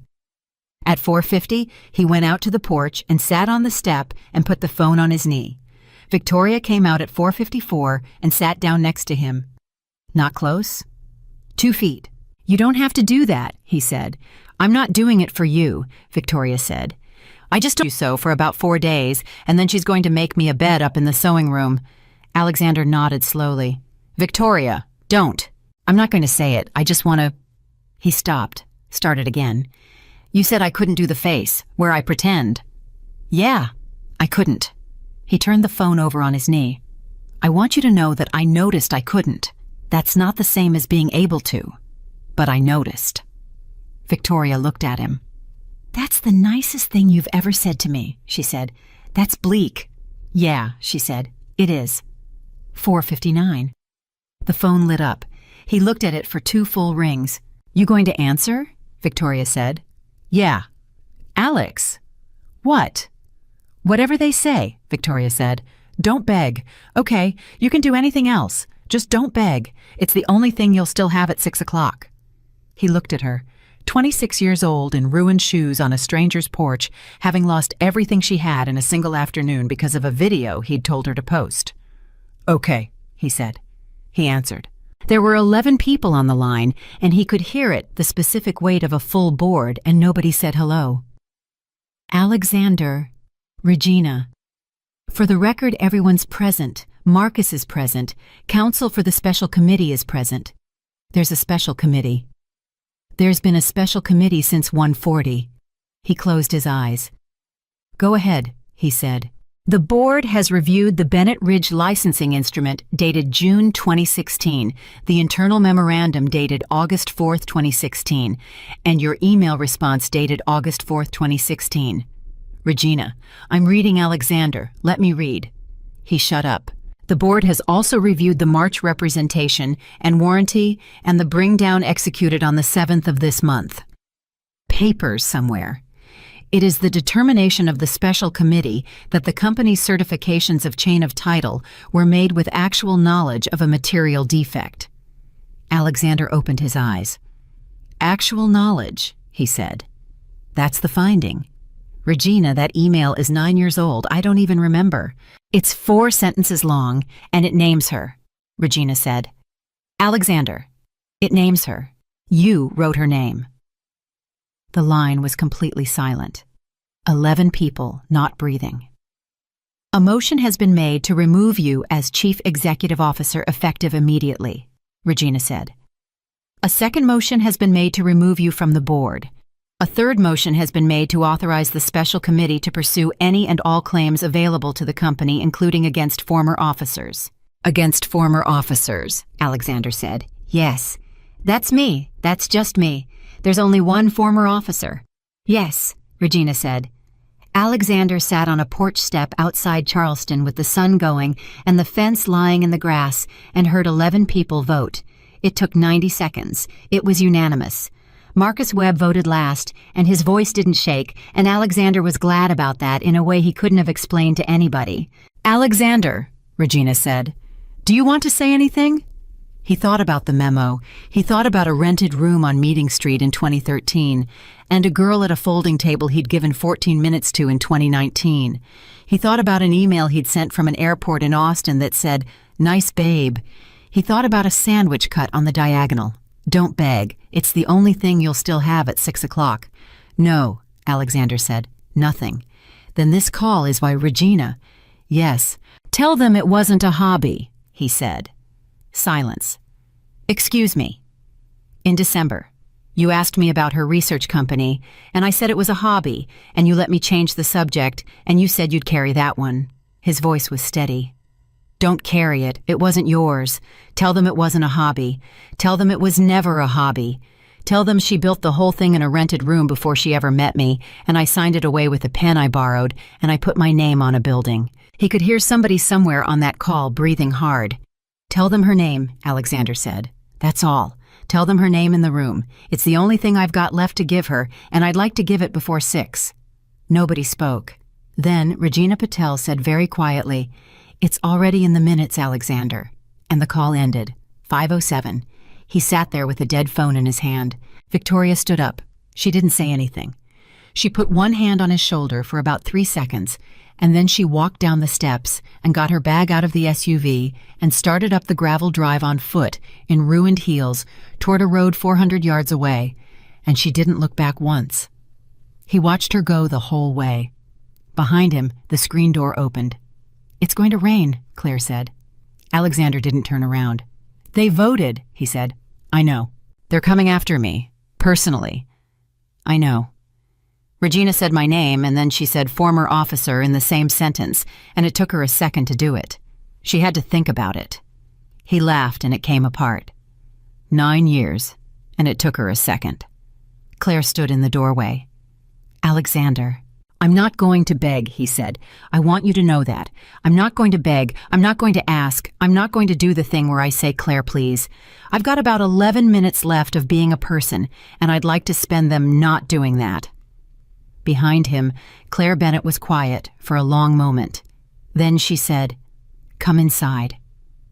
Claire, come inside, Alexander, she said. There's something I need to show you, and I have to show it to you before Monday, and after Monday, I won't be able to. He followed her, not to the basement. She went past the steel door without looking at it and started up the staircase in the front hall, and Alexander stopped at the bottom with his hand on the newel post. Upstairs, upstairs. There's more, there's less, Claire said. That's why it's upstairs. 511. He climbed. The stairs were the only part of the house that made a sound, and he thought about that on the way up, that she'd fixed everything else and left the stairs alone, and then he decided he was doing what he always did, which was find a pattern so he wouldn't have to feel the thing under it. At the top, there was a hallway and 3 doors, and she opened the one at the end. Go on, Claire said. He went in and stopped. It was an empty room. Not empty like unfinished. Empty like a decision.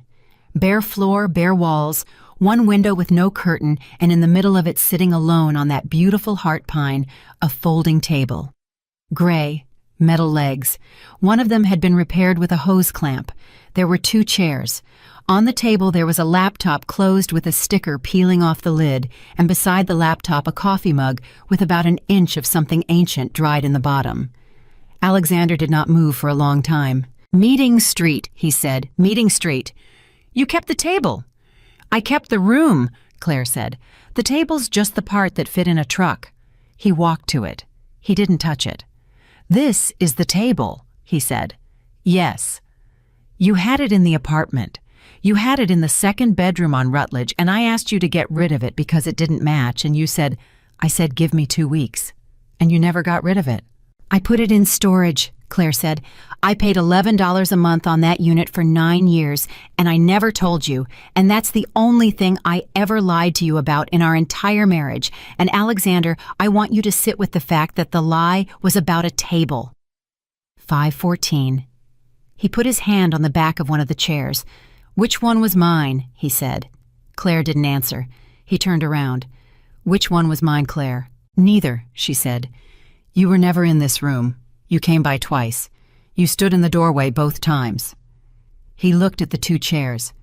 "Dana," he said. "Dana." Something went through him so hard he had to put his weight on the chair back. "She sat there," he said, "for 8 months, 23 years old, and I stood in the doorway." "You brought us food once," Claire said. "Thai, from the place on King. You put it on the table and you said, quote, 'Don't let this thing eat your whole life.' And then you left, and Dana and I laughed about it for an hour because we were 29 and 23, and we thought that was the most hilarious thing a person could possibly say." Alexander's eyes closed. "Don't let this thing eat your whole life," he repeated. It ate my whole life." "Yes," Claire said, "it did." He pulled the chair out and sat down in it because his legs had made the decision without him, and he sat at a folding table in an empty room in a house he had driven 4 hours to laugh at, and across from him, Claire Bennett sat down in the other one. They looked at each other. 15 years. "I have to show you a document," Claire said. "Okay. You're going to react badly. I've reacted badly to everything today. It's my brand." Something moved at the corner of her mouth. It wasn't a smile. It was the ghost of the thing that used to be one. She reached into the pocket of her sweater and took out a folded stack of paper and put it on the table between them and did not slide it. He noticed that. He noticed that she put it down exactly halfway and let it sit. "You're not going to push it toward me," he said. "No, because the reaching was never the point." "You were listening," Claire said. "Huh." He picked it up. He unfolded it.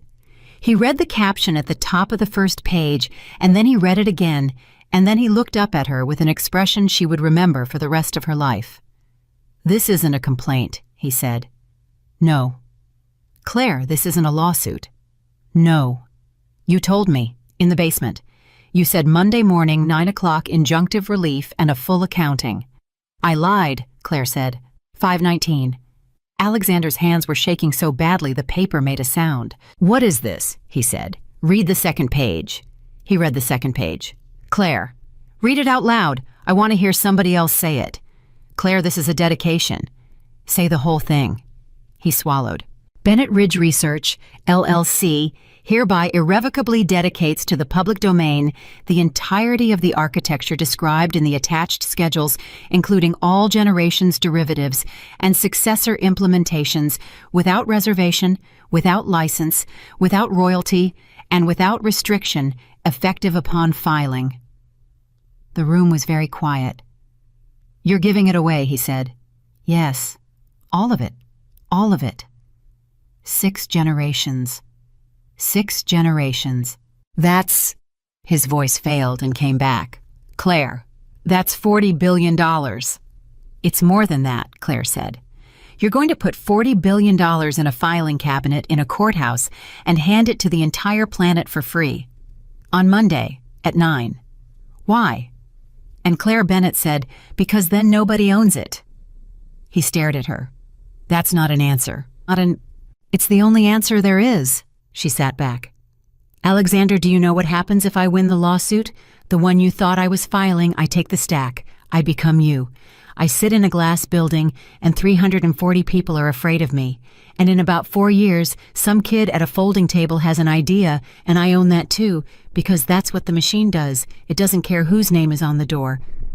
That's a fantasy. It's arithmetic. Her voice didn't move. I watched it happen to a good man in 9 months. 9 months, Alexander. It doesn't take long. He couldn't speak. If I take it, I have to defend it, Claire said. For the rest of my life.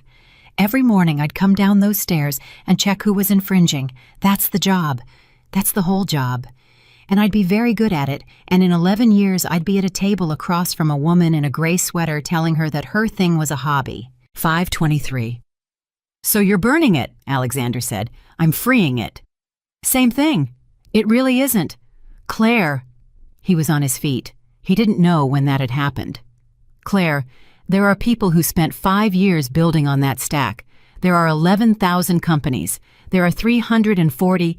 They keep their jobs, Claire said. He stopped. What? Read the 3rd page. He read the 3rd page. Every customer keeps running, Claire said. Nothing breaks, nothing shuts off. There's no injunction because there's nothing to enjoin. On Monday at 9 o'clock, every line of code your company has ever shipped becomes legal permanently, retroactively for free, and so does everyone else's. Alexander sat back down very slowly. You're not destroying the company, he said. I'm removing the reason it was worth $4.2 billion, Claire said. Those aren't the same thing either. The company will survive. It'll be a services business with 340 good engineers and a customer list, and it'll make about 11% margins forever, and nobody will ever write a magazine article about it again. That's a job, Claire said. That's what a company is when you take the lottery ticket out. It's a job. People had those. They were fine. 5:26. He put both hands over his face. Regina's going to lose her mind, he said, and then made a sound that was almost a laugh. Regina's going to be fine. Regina put $900,000 of her own money in the B round, and she'll get it back roughly, and she'll be furious for about 8 months, Claire said. And then one morning she's going to wake up and realize she's the chair of the only clean company in the sector, and she's going to be the happiest woman in America. He took his hands down. You've thought about all of it, he said. I've had 5 years and a basement. Halloran, he said, and Claire Bennett went still. 5:28. It was the smallest thing. A half second where nothing in her face moved at all, and Alexander had spent 9 years reading rooms for a living, and he saw it the way a dog hears a can open. Claire? Halloran. What about them? They've been licensing Generation 6 for 4 years, he said slowly. Quietly, through a subsidiary. That's what you told me in the basement. Yes, exclusively. Claire didn't answer. Claire, is that license exclusive? Alexander. Is it exclusive? Yes, she said. He was up again. You can't dedicate it, he said. You can't. There's a live exclusive. If you put that in the public domain on Monday, you're not just breaching. He was walking now 3 steps, turned 3 steps, and he hadn't done that since he was 31. Claire, you're annihilating the thing you sold them. They'll come after you with everything. Everything. That's not a lawsuit, that's a decade. I know. That's your house. I know. That's the lab. That's the table, Claire. That's this table. I know what it is, Claire said. He stopped. What did they say, he said, when you told them? Silence. You did tell them, he said. Silence. Claire. I told them in April, Claire said. And they laughed at me, she said. You remember, I told you that part in the basement. I said I told them not to be cruel to you, and they laughed. That's not the whole quote. What's the whole quote? Claire looked at the window. The whole quote, she said, is a man named Peter Rand saying, Claire, sweetheart, you're not going to do anything because you can't afford to. 5:32. Alexander felt the floor move. What does that mean, he said. Claire, what does that mean you can't afford to? It means what it says. Claire, what does that mean? And Claire Bennett said, it means I'm broke, Alexander. The room made no noise at all. You're what? I'm broke. She said it like she was reporting the weather. I've had one customer for 4 years and I spent every dollar of it in that basement. There's $400,000 in an operating account and a mortgage on this land that comes due in 14 months and about $11,000 in my personal checking. That's not... His mouth wasn't working. Claire, that's not possible. That hardware alone is... $19 million, Claire said. Give or take. It's about $19 million of equipment in a hole under a farmhouse and it's leased, and the lease is guaranteed personally, and on Monday at 9:01 the counterparty finds out I set fire to the only asset backing it. Claire, it's fine. It's not fine. It came out of him like something tearing. Claire, that's your life. That's your whole... Alexander. She hadn't moved. Sit down. No. Sit down. I will not sit down. And there it was. Finally the voice, the boardroom voice, the one that had made grown men reorganize their quarters, and it went out across an empty room and hit a woman in a gray sweater and did absolutely nothing at all. Claire waited. He sat down. There he is again, she said quietly. Don't. Twice in one day. That's a record for you. Claire, please. Don't say please. You said you weren't going to beg. I'm not begging for me. The words hung there. Alexander Whitmore heard them come out of his own mouth and sat very still, like a man who'd found something in his pocket he didn't recognize. Claire's eyes had gone wide. Huh, she said softly. Don't. No, that was... She stopped. She actually stopped and started again, and it was the first time all day she'd had to. Alexander, that was 15 years. Don't do that. I'm not doing anything. You're looking at me like what? Like it counts, he said. 5:38. And Claire Bennett said, It counts. Downstairs, the front door banged. Both their heads came around. Claire, Dana's voice sharp up the stairwell. Claire, are you up there? We're up here. You need to come down. Dana, Claire, right now. They came down fast. Alexander was 2 steps behind her, and he could hear it before he saw it, the sound of somebody breathing wrong. And then they came around the newel post, and there was Victoria Hayes, standing in the front hall, soaked to the skin. Her hair was flat to her head. Her shoes were in her hand. There was gravel stuck to the bottoms of her feet and mud to the knee on both legs, and she was shaking so hard her jaw was going. It's raining, she said. Victoria. It's raining and there's no service. She was trying to laugh. That was the terrible part. She was standing in a stranger's hallway trying to make it into a bit. I walked to the road.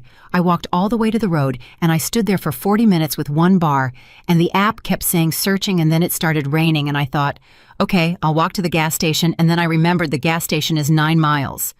Oh, honey, Claire said. And that did it. Victoria's face came apart. I'm so sorry, she said. I'm so sorry I didn't want to come back. I really didn't want to come back. Stop. I posted your house. I know. I posted your house, and I said praying for her, and I did the finger thing with the check, and I'm standing in your hallway asking to use your phone. Victoria, look at me. Victoria looked at her. You're 26, Claire said. It's not an excuse, it's a fact. Claire was already moving. Dana, there's a robe on the back of my door, and there's sweats in the second drawer, and put the kettle on. Victoria, upstairs, second door, hot water, take as long as you want. Claire, go. Victoria went. She got 4 steps up the stairs and stopped and turned around, and she looked past Claire at Alexander. You watched me walk, she said. Alexander said nothing. I turned around once, Victoria said, about halfway. I told myself I wasn't going to, and then I did, and you were still sitting on the step, and I thought, oh, he's going to come get me. Victoria. You didn't come get me, she said, and went up. 5:46. Nobody said anything. Dana went to the kitchen. The tap ran. Alexander stood in a warm hallway with his hands at his sides. I was on the phone, he said. Claire looked at him. The board was... He stopped. I was on the phone with the board. The call ended at 5:07, Claire said. She left at 5:08. He put his hand over his eyes. Alexander, don't. I'm not going to say anything. I was going to ask if you wanted coffee. I don't want coffee. Okay. I want somebody to hit me, Alexander said. Yeah, Claire said. That's the day you're having? 5:52. They ended up in the kitchen, the three of them, and the kettle went, and nobody spoke for a while, and then Dana Cho put a mug down in front of Alexander harder than she needed to and said, "Tell him." Dana, "Tell him or I will." Dana, "We talked about this.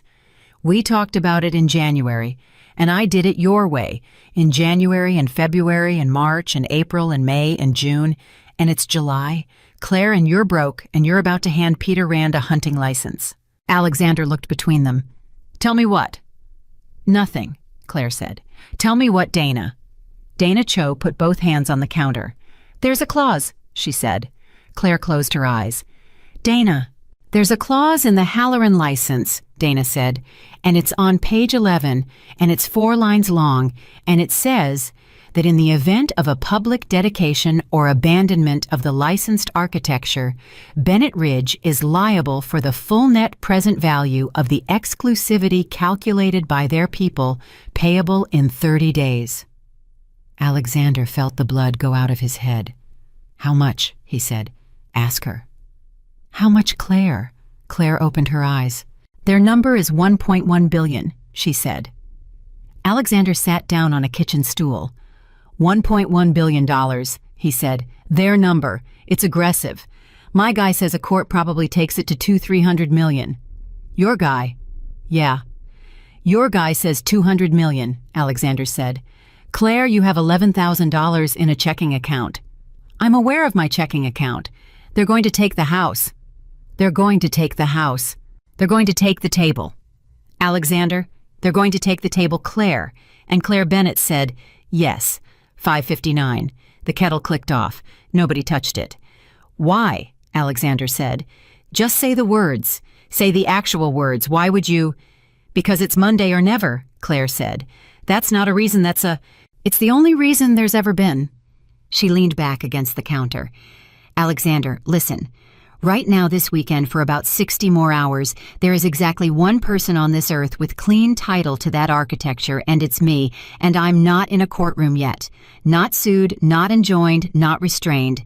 On Monday morning, Halloran files something, or your special committee files something, or some hedge fund I've never heard of files something. And the second anybody files, a judge freezes it. And once a judge freezes it, it never gets unfrozen. It goes into the machine and it comes out in 9 years belonging to whoever spent the most on lawyers. So spend on lawyers. With what? With..." He stopped. "Say it," Claire said. "You were going to say something. Say it."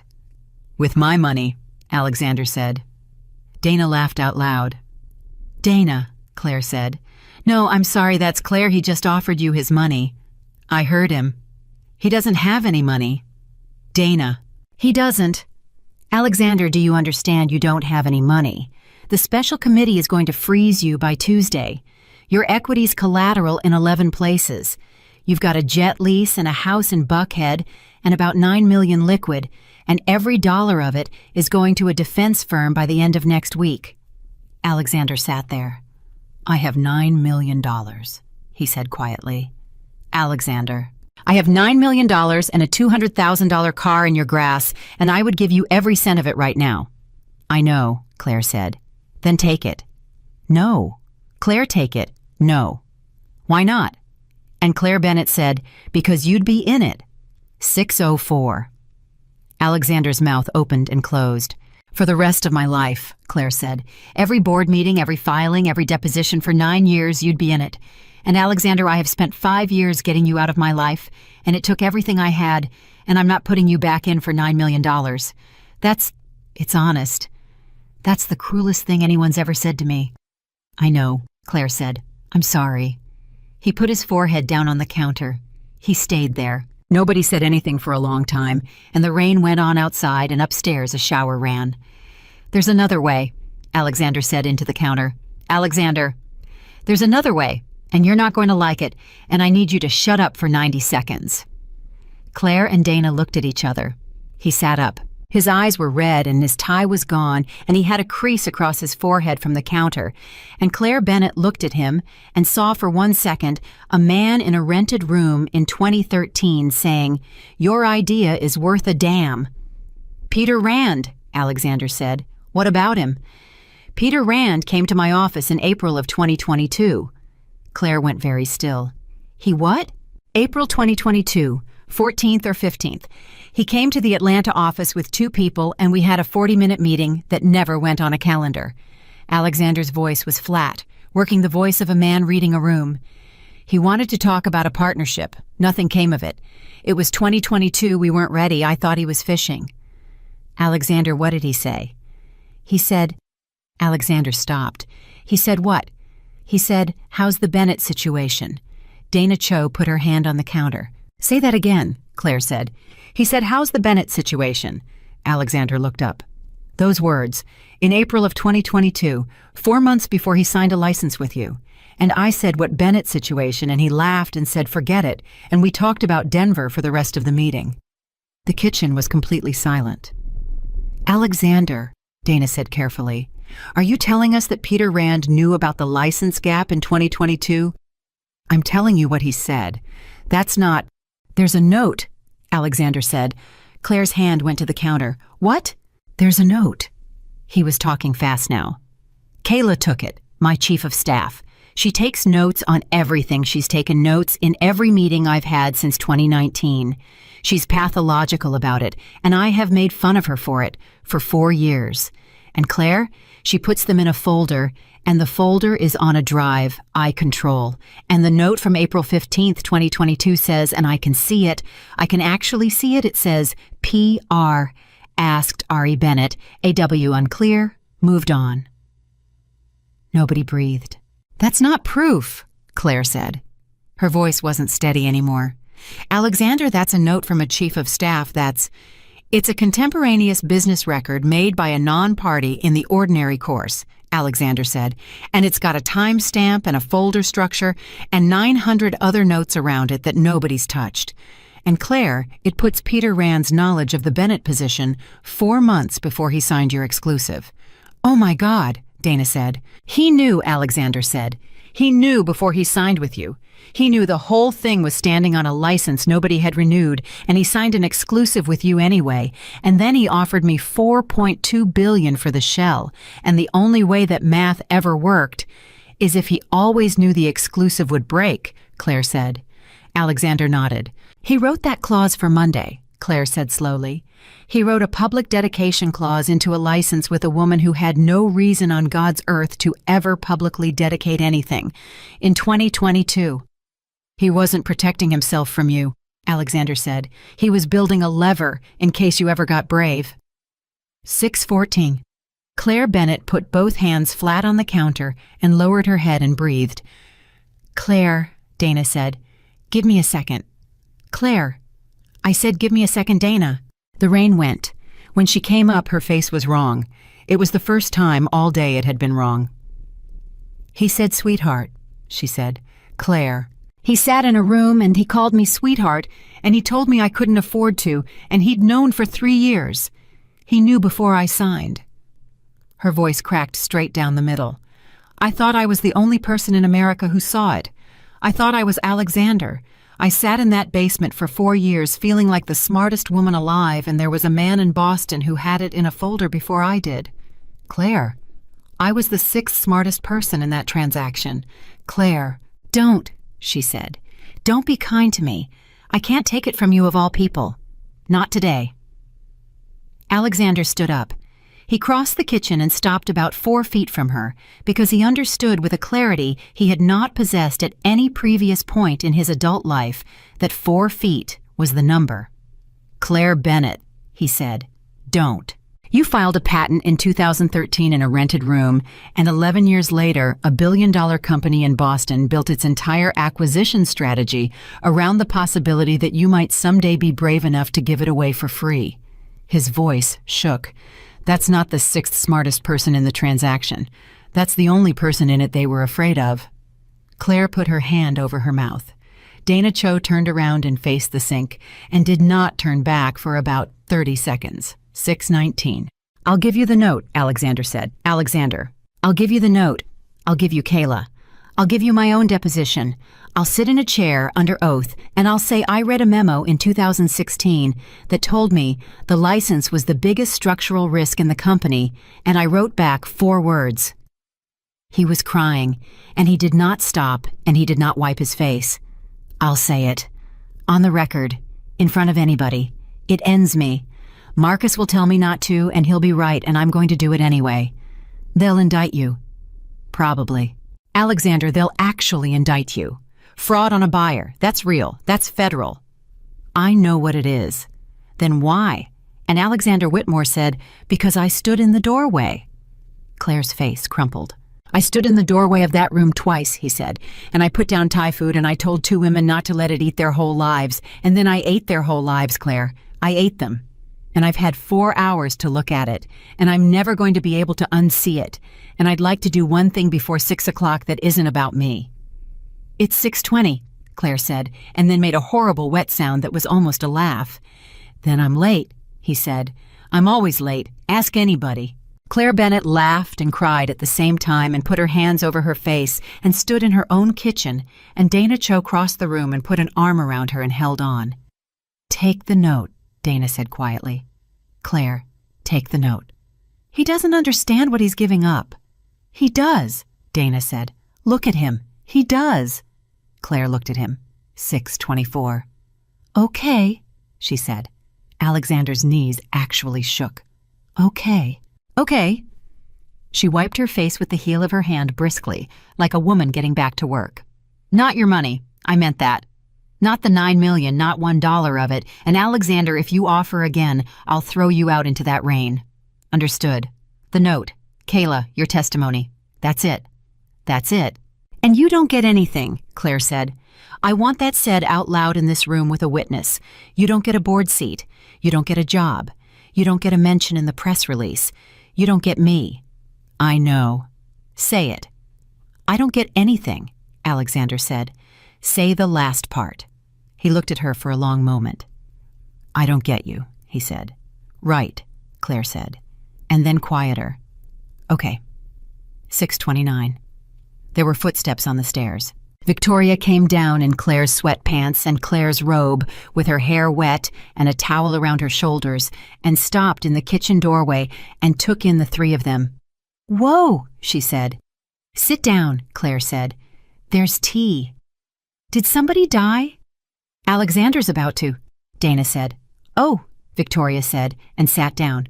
Cool, cool, cool, cool. And Alexander Whitmore laughed. Out loud, in a kitchen in a farmhouse 4 hours from a company he no longer owned, and it was the first real laugh he'd had in about 3 years, and it surprised everyone in the room, including him. There's a phone charger by the toaster, Claire said. Thanks. Victoria. Your mother and Charlotte, Claire said. What time does she go to bed? Victoria blinked. Like 9:30. Why? Because it's a 3-hour drive and it's raining and Dana's got a rental, Claire said, and I'd rather you got there before she went to bed, because I think you should be somewhere your mother is tonight, and I don't think you should have to ask him for a ride. Victoria Hayes stared at her, and then 26 years old came all the way up out of her all at once, and she put her face in the towel and sobbed. Okay, Claire said, and put a hand on the back of her head. Okay, yeah, it's been a day. 6:36. Dana got her keys. Victoria got her ruined shoes in a grocery bag. At the door, she stopped in front of Alexander and looked at him with her chin up and her eyes swollen. I'm not going to say anything nice, she said. That's fair. I'm going to be the girl in the video forever. I know. And you're going to be fine, Victoria said. In 4 years, you're going to be fine, and I'm going to be the girl in the video, and I want you to think about that when you're fine. Victoria. That's it, she said. That's the whole speech. I worked on it in the shower. She walked out into the rain. Dana Cho stopped in the doorway. She looked back at Claire. Monday, Dana said. Monday. 9 o'clock. 9 o'clock. Claire, Dana's voice caught. My name's on it, right? The second name. It's on the dedication, too. Claire crossed the hall and took her by both shoulders. Dana Cho, she said. It's the second name on the filing in 2013, and it's the second name on the dedication on Monday. And in about 9 days, it's going to be in every newspaper in this country. And I want you to call your mother tonight from the car, because in 9 days, everybody who ever told you that you walked away from nothing is going to find out what you walked away from. Dana Cho stood in a hallway and shook. Okay, she said. Go on. Okay. The screen door banged twice. Headlights swung across the front windows and went down the drive and turned onto the road and were gone, and the house was suddenly enormously quiet. 6:44. Alexander stood in the hall. Claire stood at the front door with her hand on the old wood looking out at the rain. Claire, your car's still under the tree. I don't have a car, Claire said. I sold it in March. He closed his eyes. Of course you did. There's a truck. It runs, mostly. He came and stood next to her, not close, and they looked out through the screen at a fallen fence in the wet grass and a $90,000 SUV parked crooked in the mud. I'm going to go, he said. Yeah. I'll have Kayla pull the folder tonight. She'll do it. She doesn't like me, but she'll do it. Alexander. I'll send it to Dana, not to you. Your lawyer's going to want a wall between us, and he's right. Alexander. What? Claire didn't look at him. You could stay for a while, she said. It's raining. You've had a day. There's a couch and there's more sandwiches, and I'm not going to sleep anyway. Alexander Whitmore stood very still. Claire, it's not a door, she said quickly. I told you, it's not a door. It's just a couch, and I'm not doing this because I feel something. I'm doing it because you're going to drive 4 hours in the rain in the state you're in, and I'd like you alive on Monday because you're my witness now, and that's the whole... Claire, that's the whole reason it's completely transactional. It's... Claire, she stopped. Okay, he said. She nodded at the door. Okay, she said. And that was when the headlights came up the gravel. Both of them saw it at the same time.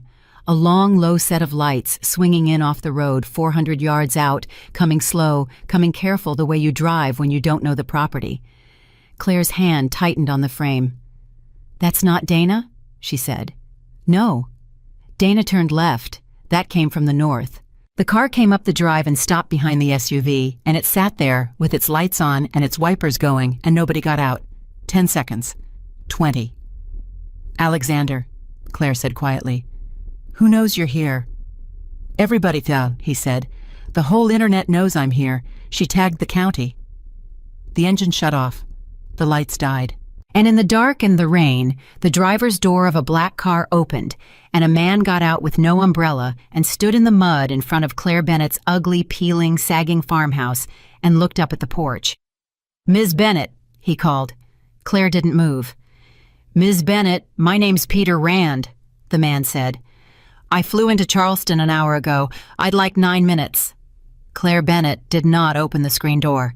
9 minutes, she said. That's all. Mr. Rand, you flew into Charleston an hour ago. That means you got on a plane in Boston at about 3:30. That means you had a plane in the air before my ex-husband's board voted. The man in the mud said nothing. So it's not 9 minutes, Claire said. You didn't burn a Saturday and a jet for 9 minutes. Say the real number. 6:51. Peter Rand pushed his wet hair back off his forehead with one hand. An hour, he said. Better. Can I come up on this porch? At least it's coming down. No, Claire said. Alexander made a small sound behind her. Ms. Bennett, you called me sweetheart, Claire said. The rain filled about 4 seconds. I did, Peter Rand said, in a conference room in Atlanta on the 11th of April with 3 of your people and 2 of mine, and you said, Claire, sweetheart, you're not going to do anything because you can't afford to. I remember. So you can stand in the yard, Claire said. And Peter Rand laughed. That was the thing that got Alexander, not the flight, not the timing, not the man's face, which he'd seen across the table 4 times and had never once been able to read. It was that Rand laughed like a man who'd been handed exactly what he came for. Fair enough, Rand said, and put his hands in his pockets and stood there in the mud getting wet and started talking. You're filing Monday at 9, he said. Claire didn't answer. Ms. Bennett, I've had a person watching the state portal for 11 months, not for a lawsuit. for a dedication. You pre-cleared the schedules with the recording office on Thursday afternoon, and the clerk's system timestamps a pre-clearance, and it's public, and I had a text about it 40 minutes later. Alexander felt Claire go rigid. Thursday, she said. Thursday at 2:19. Thursday at. That's not, she stopped. That's a formatting check. That's a clerk making sure the schedule attachments load. That's right, Rand said. Nobody in America pre-clears a 200-page schedule attachment on a Thursday for fun. You've been ready since Thursday, and you've spent 48 hours deciding whether you were actually going to do it. And Ms. Bennett, I flew down here tonight because I know exactly how those 48 hours go, because I've had a few of my own. 6:55. Say what you came to say, Claire said. I'm going to make you an offer. No. You haven't heard it. I don't need to hear it, Claire said. You wrote a clause into an exclusive license in 2022 that turns me into a debtor the second I do the only thing I've ever wanted to do, and you wrote it 3 years before I knew I wanted to do it, and now you're standing in my yard in the rain, which means you're scared, which means the clause isn't as good as you think it is. Rand's chin came up. That's an interesting theory, he said. It's not a theory. Men like you don't get on planes for good clauses. Claire, Alexander said quietly. Not now. Claire let him talk. She turned her head about 2 inches. He came 400 miles to say something. Alexander said low. Let him say it. Then you know what he's afraid of. Claire looked at him for a long second. Then she turned back to the screen. Talk, she said. Peter Rand looked up at the porch, and for the first time he looked past Claire. Alexander, he said. Peter, you look like hell. I've had a day. I heard about the vote. I'm sure you did, Alexander said. You probably heard it before I did. 5:04, Rand said. 3 minutes early. Regina called our people as a courtesy. Alexander closed his eyes. 6:58. Here's the offer, Rand said. I'm going to say the whole thing without stopping, and then you can throw me out. Go. Halloran waives the dedication clause, fully, permanently, in writing tonight on a laptop in that car, signed by me under a board authorization I got at 4 o'clock this afternoon. He said it flat.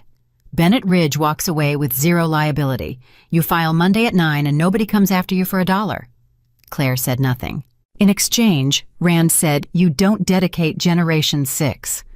Silence. Generations 1 through 5 go public domain. Everything Whitmore ever shipped legal, forever free, forever. You get every headline you've ever wanted, and you'll deserve all of them. 6 stays exclusive with us. That's it. That's the whole deal. The rain went. That's not a deal, Claire said. That's the same deal I already have. It's the same deal without the gun. It's the same deal with the gun in your pocket instead of your hand. Peter Rand smiled. Yeah, he said. All right. Yeah, that's fair. 7:02. Say the other half, Claire said. There isn't another half. Peter, there's a number, Rand said. But you don't want the number.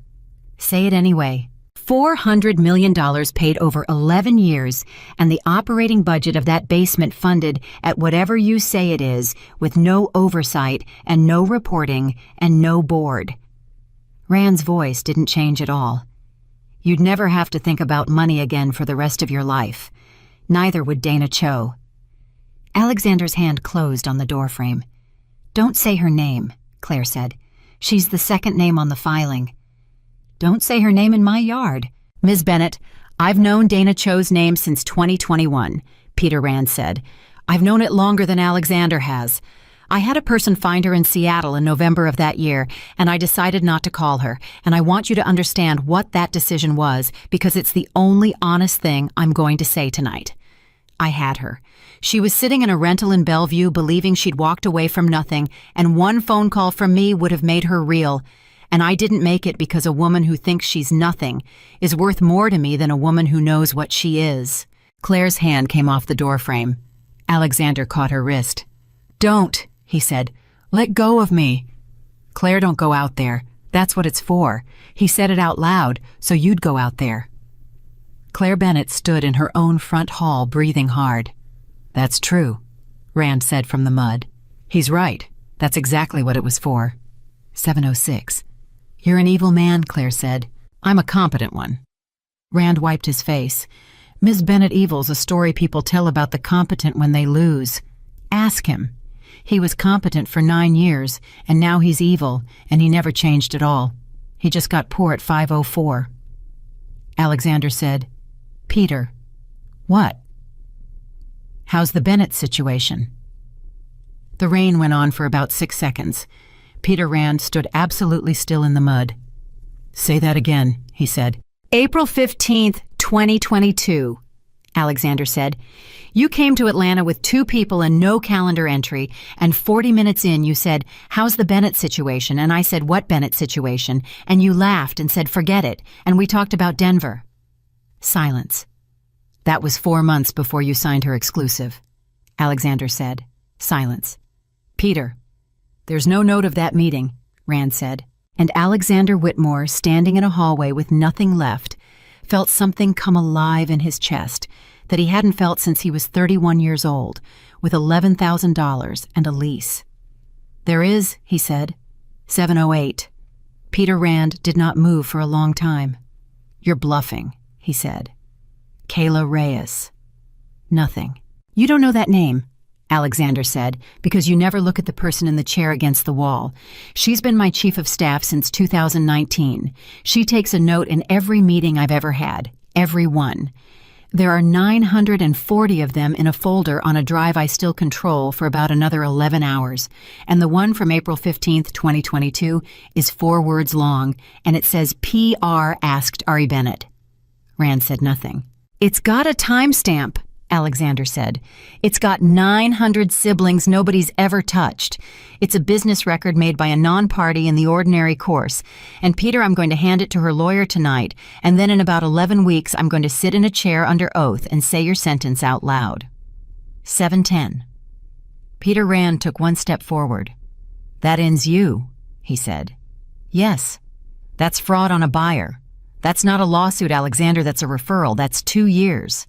Probably. You'd do that. Yes. For her. Alexander looked at the back of Claire's head. No, he said.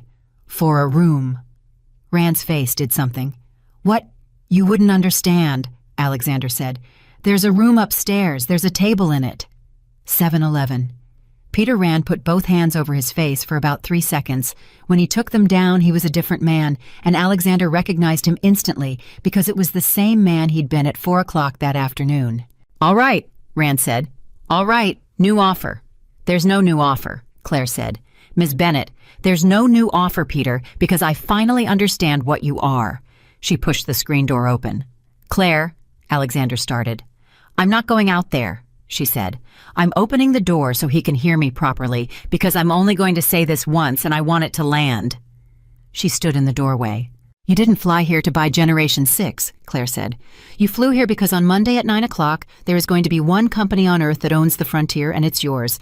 And that was worth $400 million to you an hour ago. And then Alexander said Kayla's name, and it stopped being worth anything because now there's a note, and now you're not a buyer, you're a defendant. Ms. Bennet. So the new offer is the waiver for free, Claire said. Isn't it? Rand didn't answer. Say it, Claire said. Say the sentence. I want to hear it in the rain. 7:14. Halloran waives the dedication clause, Peter Rand said. In full, tonight, no consideration. In exchange for the note, Rand said, and for his silence. Alexander laughed out loud. There it is, he said. Alexander, there it is. 400 miles and a jet and a man standing in mud, and it's the same trade it always is. He came up beside Claire in the doorway. Peter, you flew down here to buy me. Not her. Me. You knew she'd say no. You've always known she'd say no. You've known it since 2022. That's why you wrote the clause. The clause was never for her. It was for whoever showed up in this house on the day it came apart. Alexander. And you thought it'd be a hedge fund, Alexander said.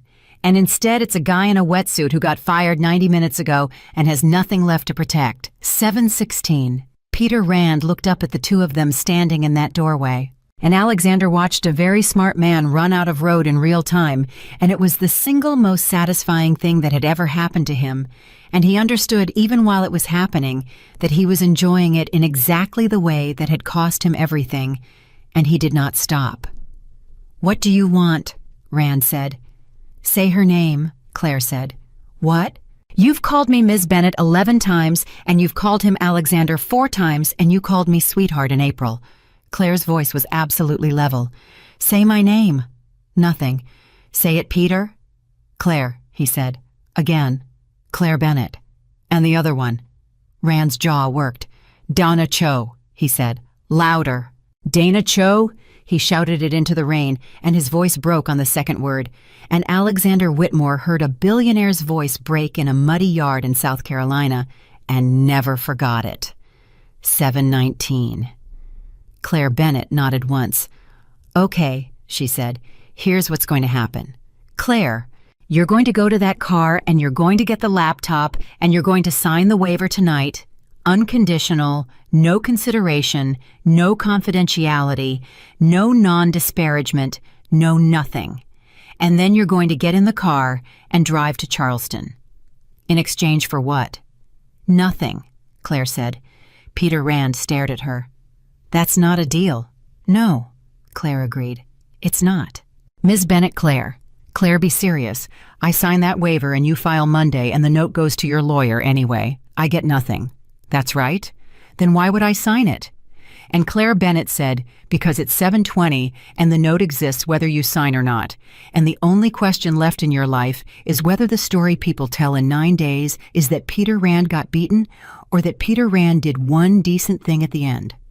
Silence. "That's all that's left for you," Claire said almost gently. "It's not much, but it's what there is, and I'm giving it to you for free. And Peter, I want you to notice that I'm the only person in this transaction who's ever given you anything." 7:22. Peter Rand stood in the mud for a long, long time. Then he turned around and walked to his car. "He's leaving," Alexander said. "He's not leaving. Claire, he's getting the laptop," Claire said. "Watch." The dome light came on. Alexander watched a man sit sideways in a driver's seat in the rain with a laptop on his knee for 4 minutes, and he understood that he was watching somebody do arithmetic. He'd done himself 100 times, and he knew the exact moment it finished because Rand's shoulders dropped an inch. Rand got out. He came halfway up the yard and stopped. "It's signed," he called. "It's in your inbox. It's stamped, it's countersigned by our general counsel, and it went to the Delaware registry 2 minutes ago, so I can't pull it back." "Thank you," Claire said. "Don't." "Thank you, Peter." "Don't do that," Rand said, and his voice was ugly now and human. "Don't thank me. You know what you did. You made me do it in front of him." "Yes," Claire said. "You could have taken the 400 million. "I know. You'd have been the richest woman in the sector and everybody would have called you a genius, and nobody would have ever known about the clause." "I know," Claire said. "So why?" 7:28. And Claire Bennet said, "Because I've met one person in my life who was in a room with a good idea and no money, and it was me. And there's a girl out there tonight at a folding table with a laptop and $11, and I'm not going to be the toll booth she has to pay." The rain went. "You're going to be poor," Rand said. "Yes. You're going to lose that house. Probably. You're going to watch 400 companies get rich off your work, and not one of them will send you a card." "Yes. That's insane," Peter Rand said. "That's Monday," Claire said. Rand looked at her. "Alexander," he said. "Peter, 9 days from now, every reporter in this country is going to call me." "Yeah. I'm going to tell them the truth," Rand said. "The whole thing. The 2021 search for Cho, the clause, the meeting, all of it.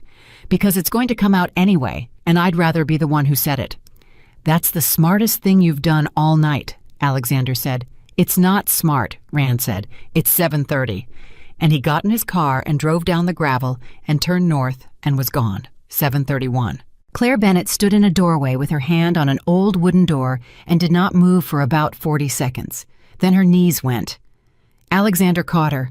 It was pure reflex, and it was the first time he'd touched her in 5 years, and he got an arm around her and lowered her onto the floor of her own front hall, and she sat down hard with her back against the wall and put her head between her knees. "Claire, don't. Claire, are you? I'm fine. I'm fine. Give me a second." "You're not fine." "Alexander, I have been standing up since 4 o'clock this morning," Claire said into her knees, "and I would like 1 second." He sat down on the floor across from her. He didn't say anything. He sat on the floor of a farmhouse hallway in a suit that cost more than her truck, and waited, and the rain went, and after about a minute, Claire Bennett looked up with her face wrecked and said, "Did that happen?" "That happened." "He signed it. He signed it." "Alexander, he signed it." "I know. There's no liability." Her hands were shaking so hard she had to sit on them. "There's no I can file. I can file on Monday and nothing happens to me. Nothing happens. There's no clause. There's no $1 billion. There's no—" And Claire Bennett burst into tears on the floor of her own house.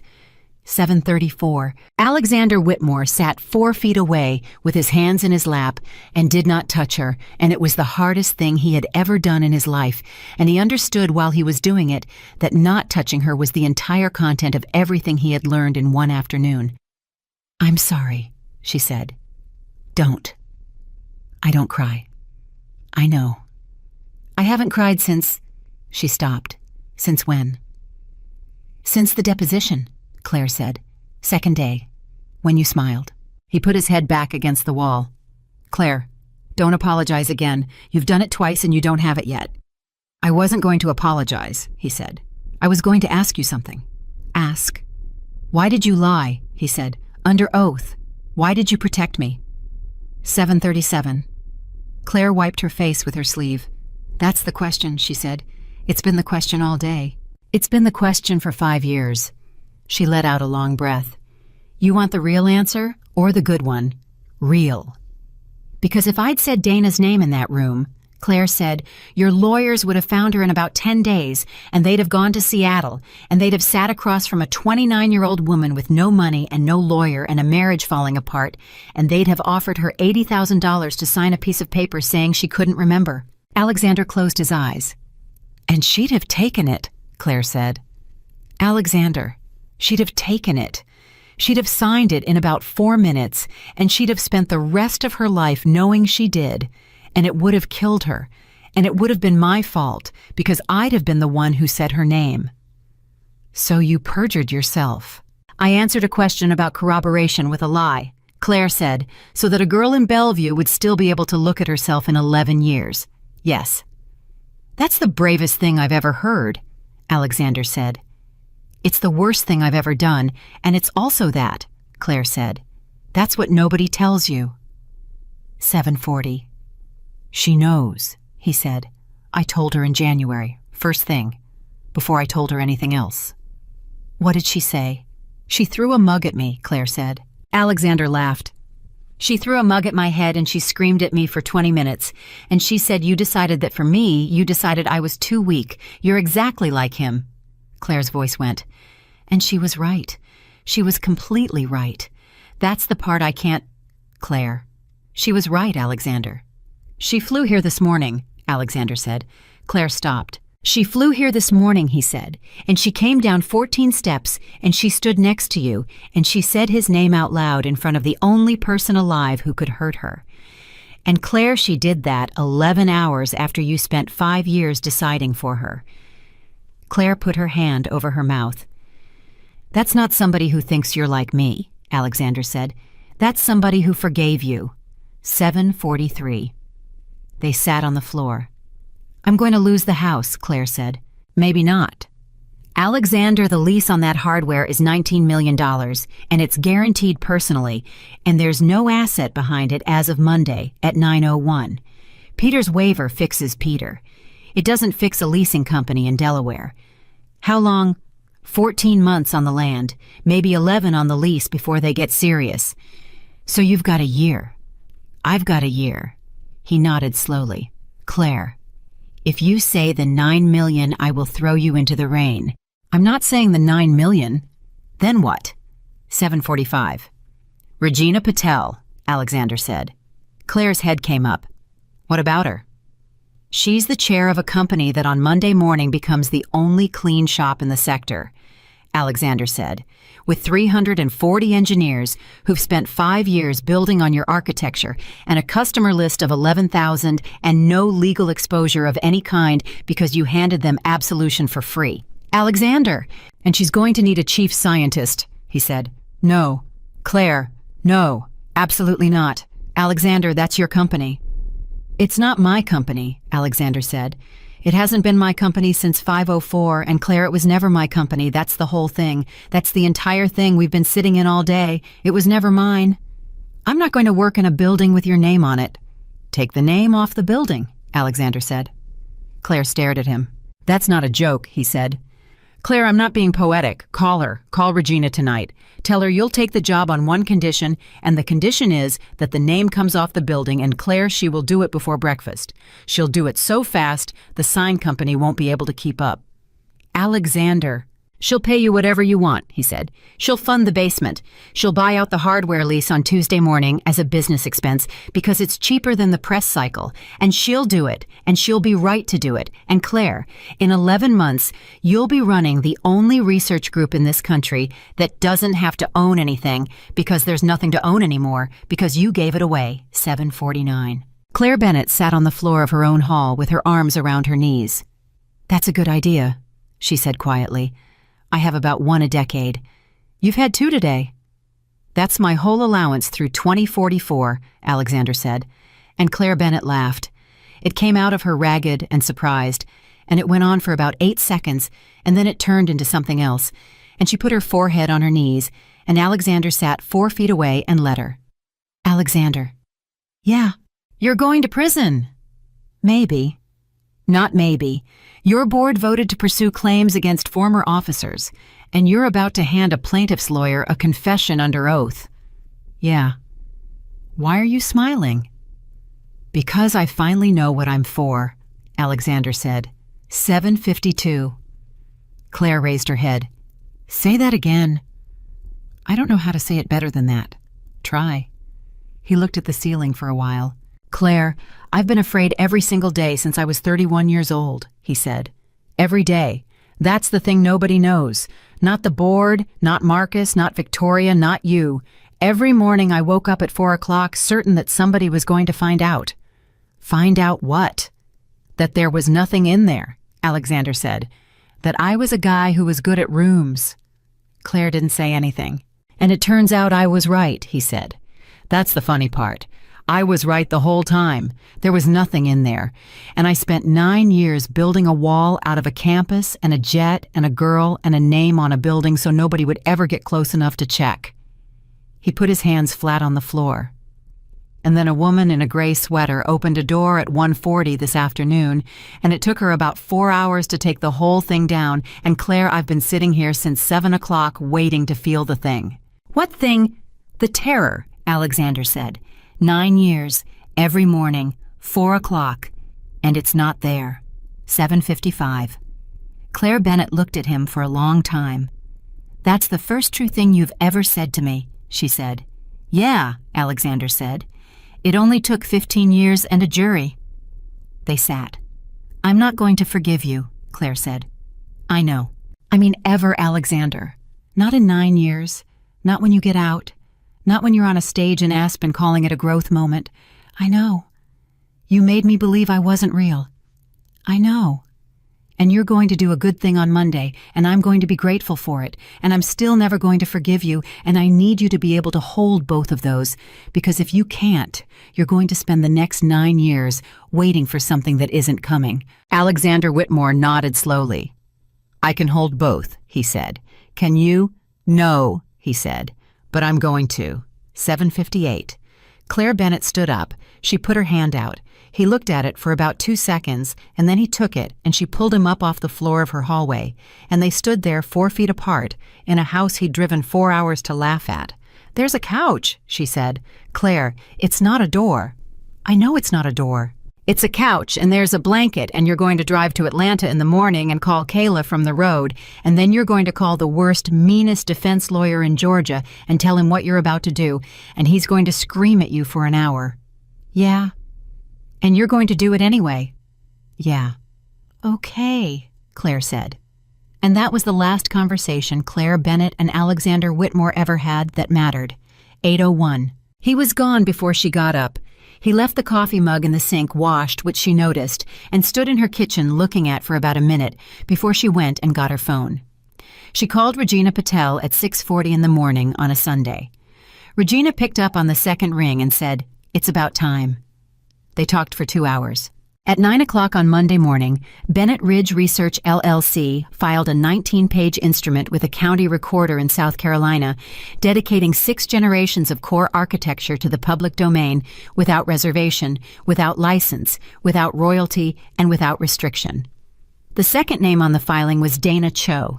It took the world 11 hours to notice.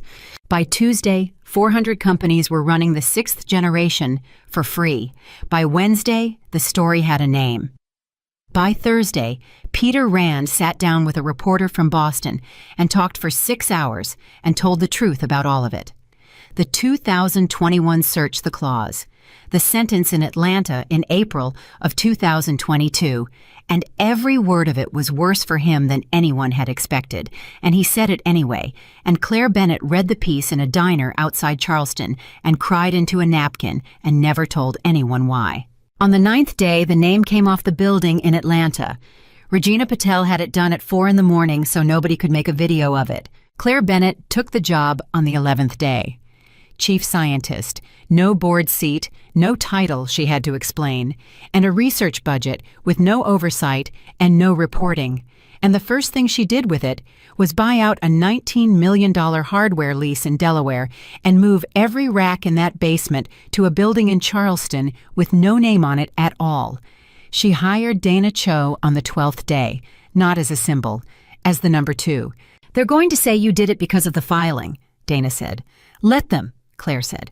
"You wrote 40% of the commit history with your own hands, and you're the only person alive besides me who understands the recursive layer, and Dana, if they want to call that charity, they can put it on my headstone."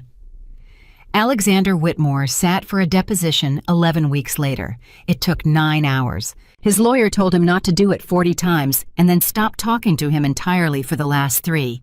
And Alexander sat in a chair in a conference room in Atlanta and said on the record that he had read a memorandum on the 4th of August, 2016, telling him that the license to the core architecture was the single largest structural risk in the company, and that he had replied in 4 words that it was Claire and it was nothing.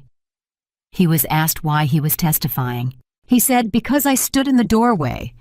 The lawyers asked him to clarify for the record. He said no. He pled to 2 counts 8 months later.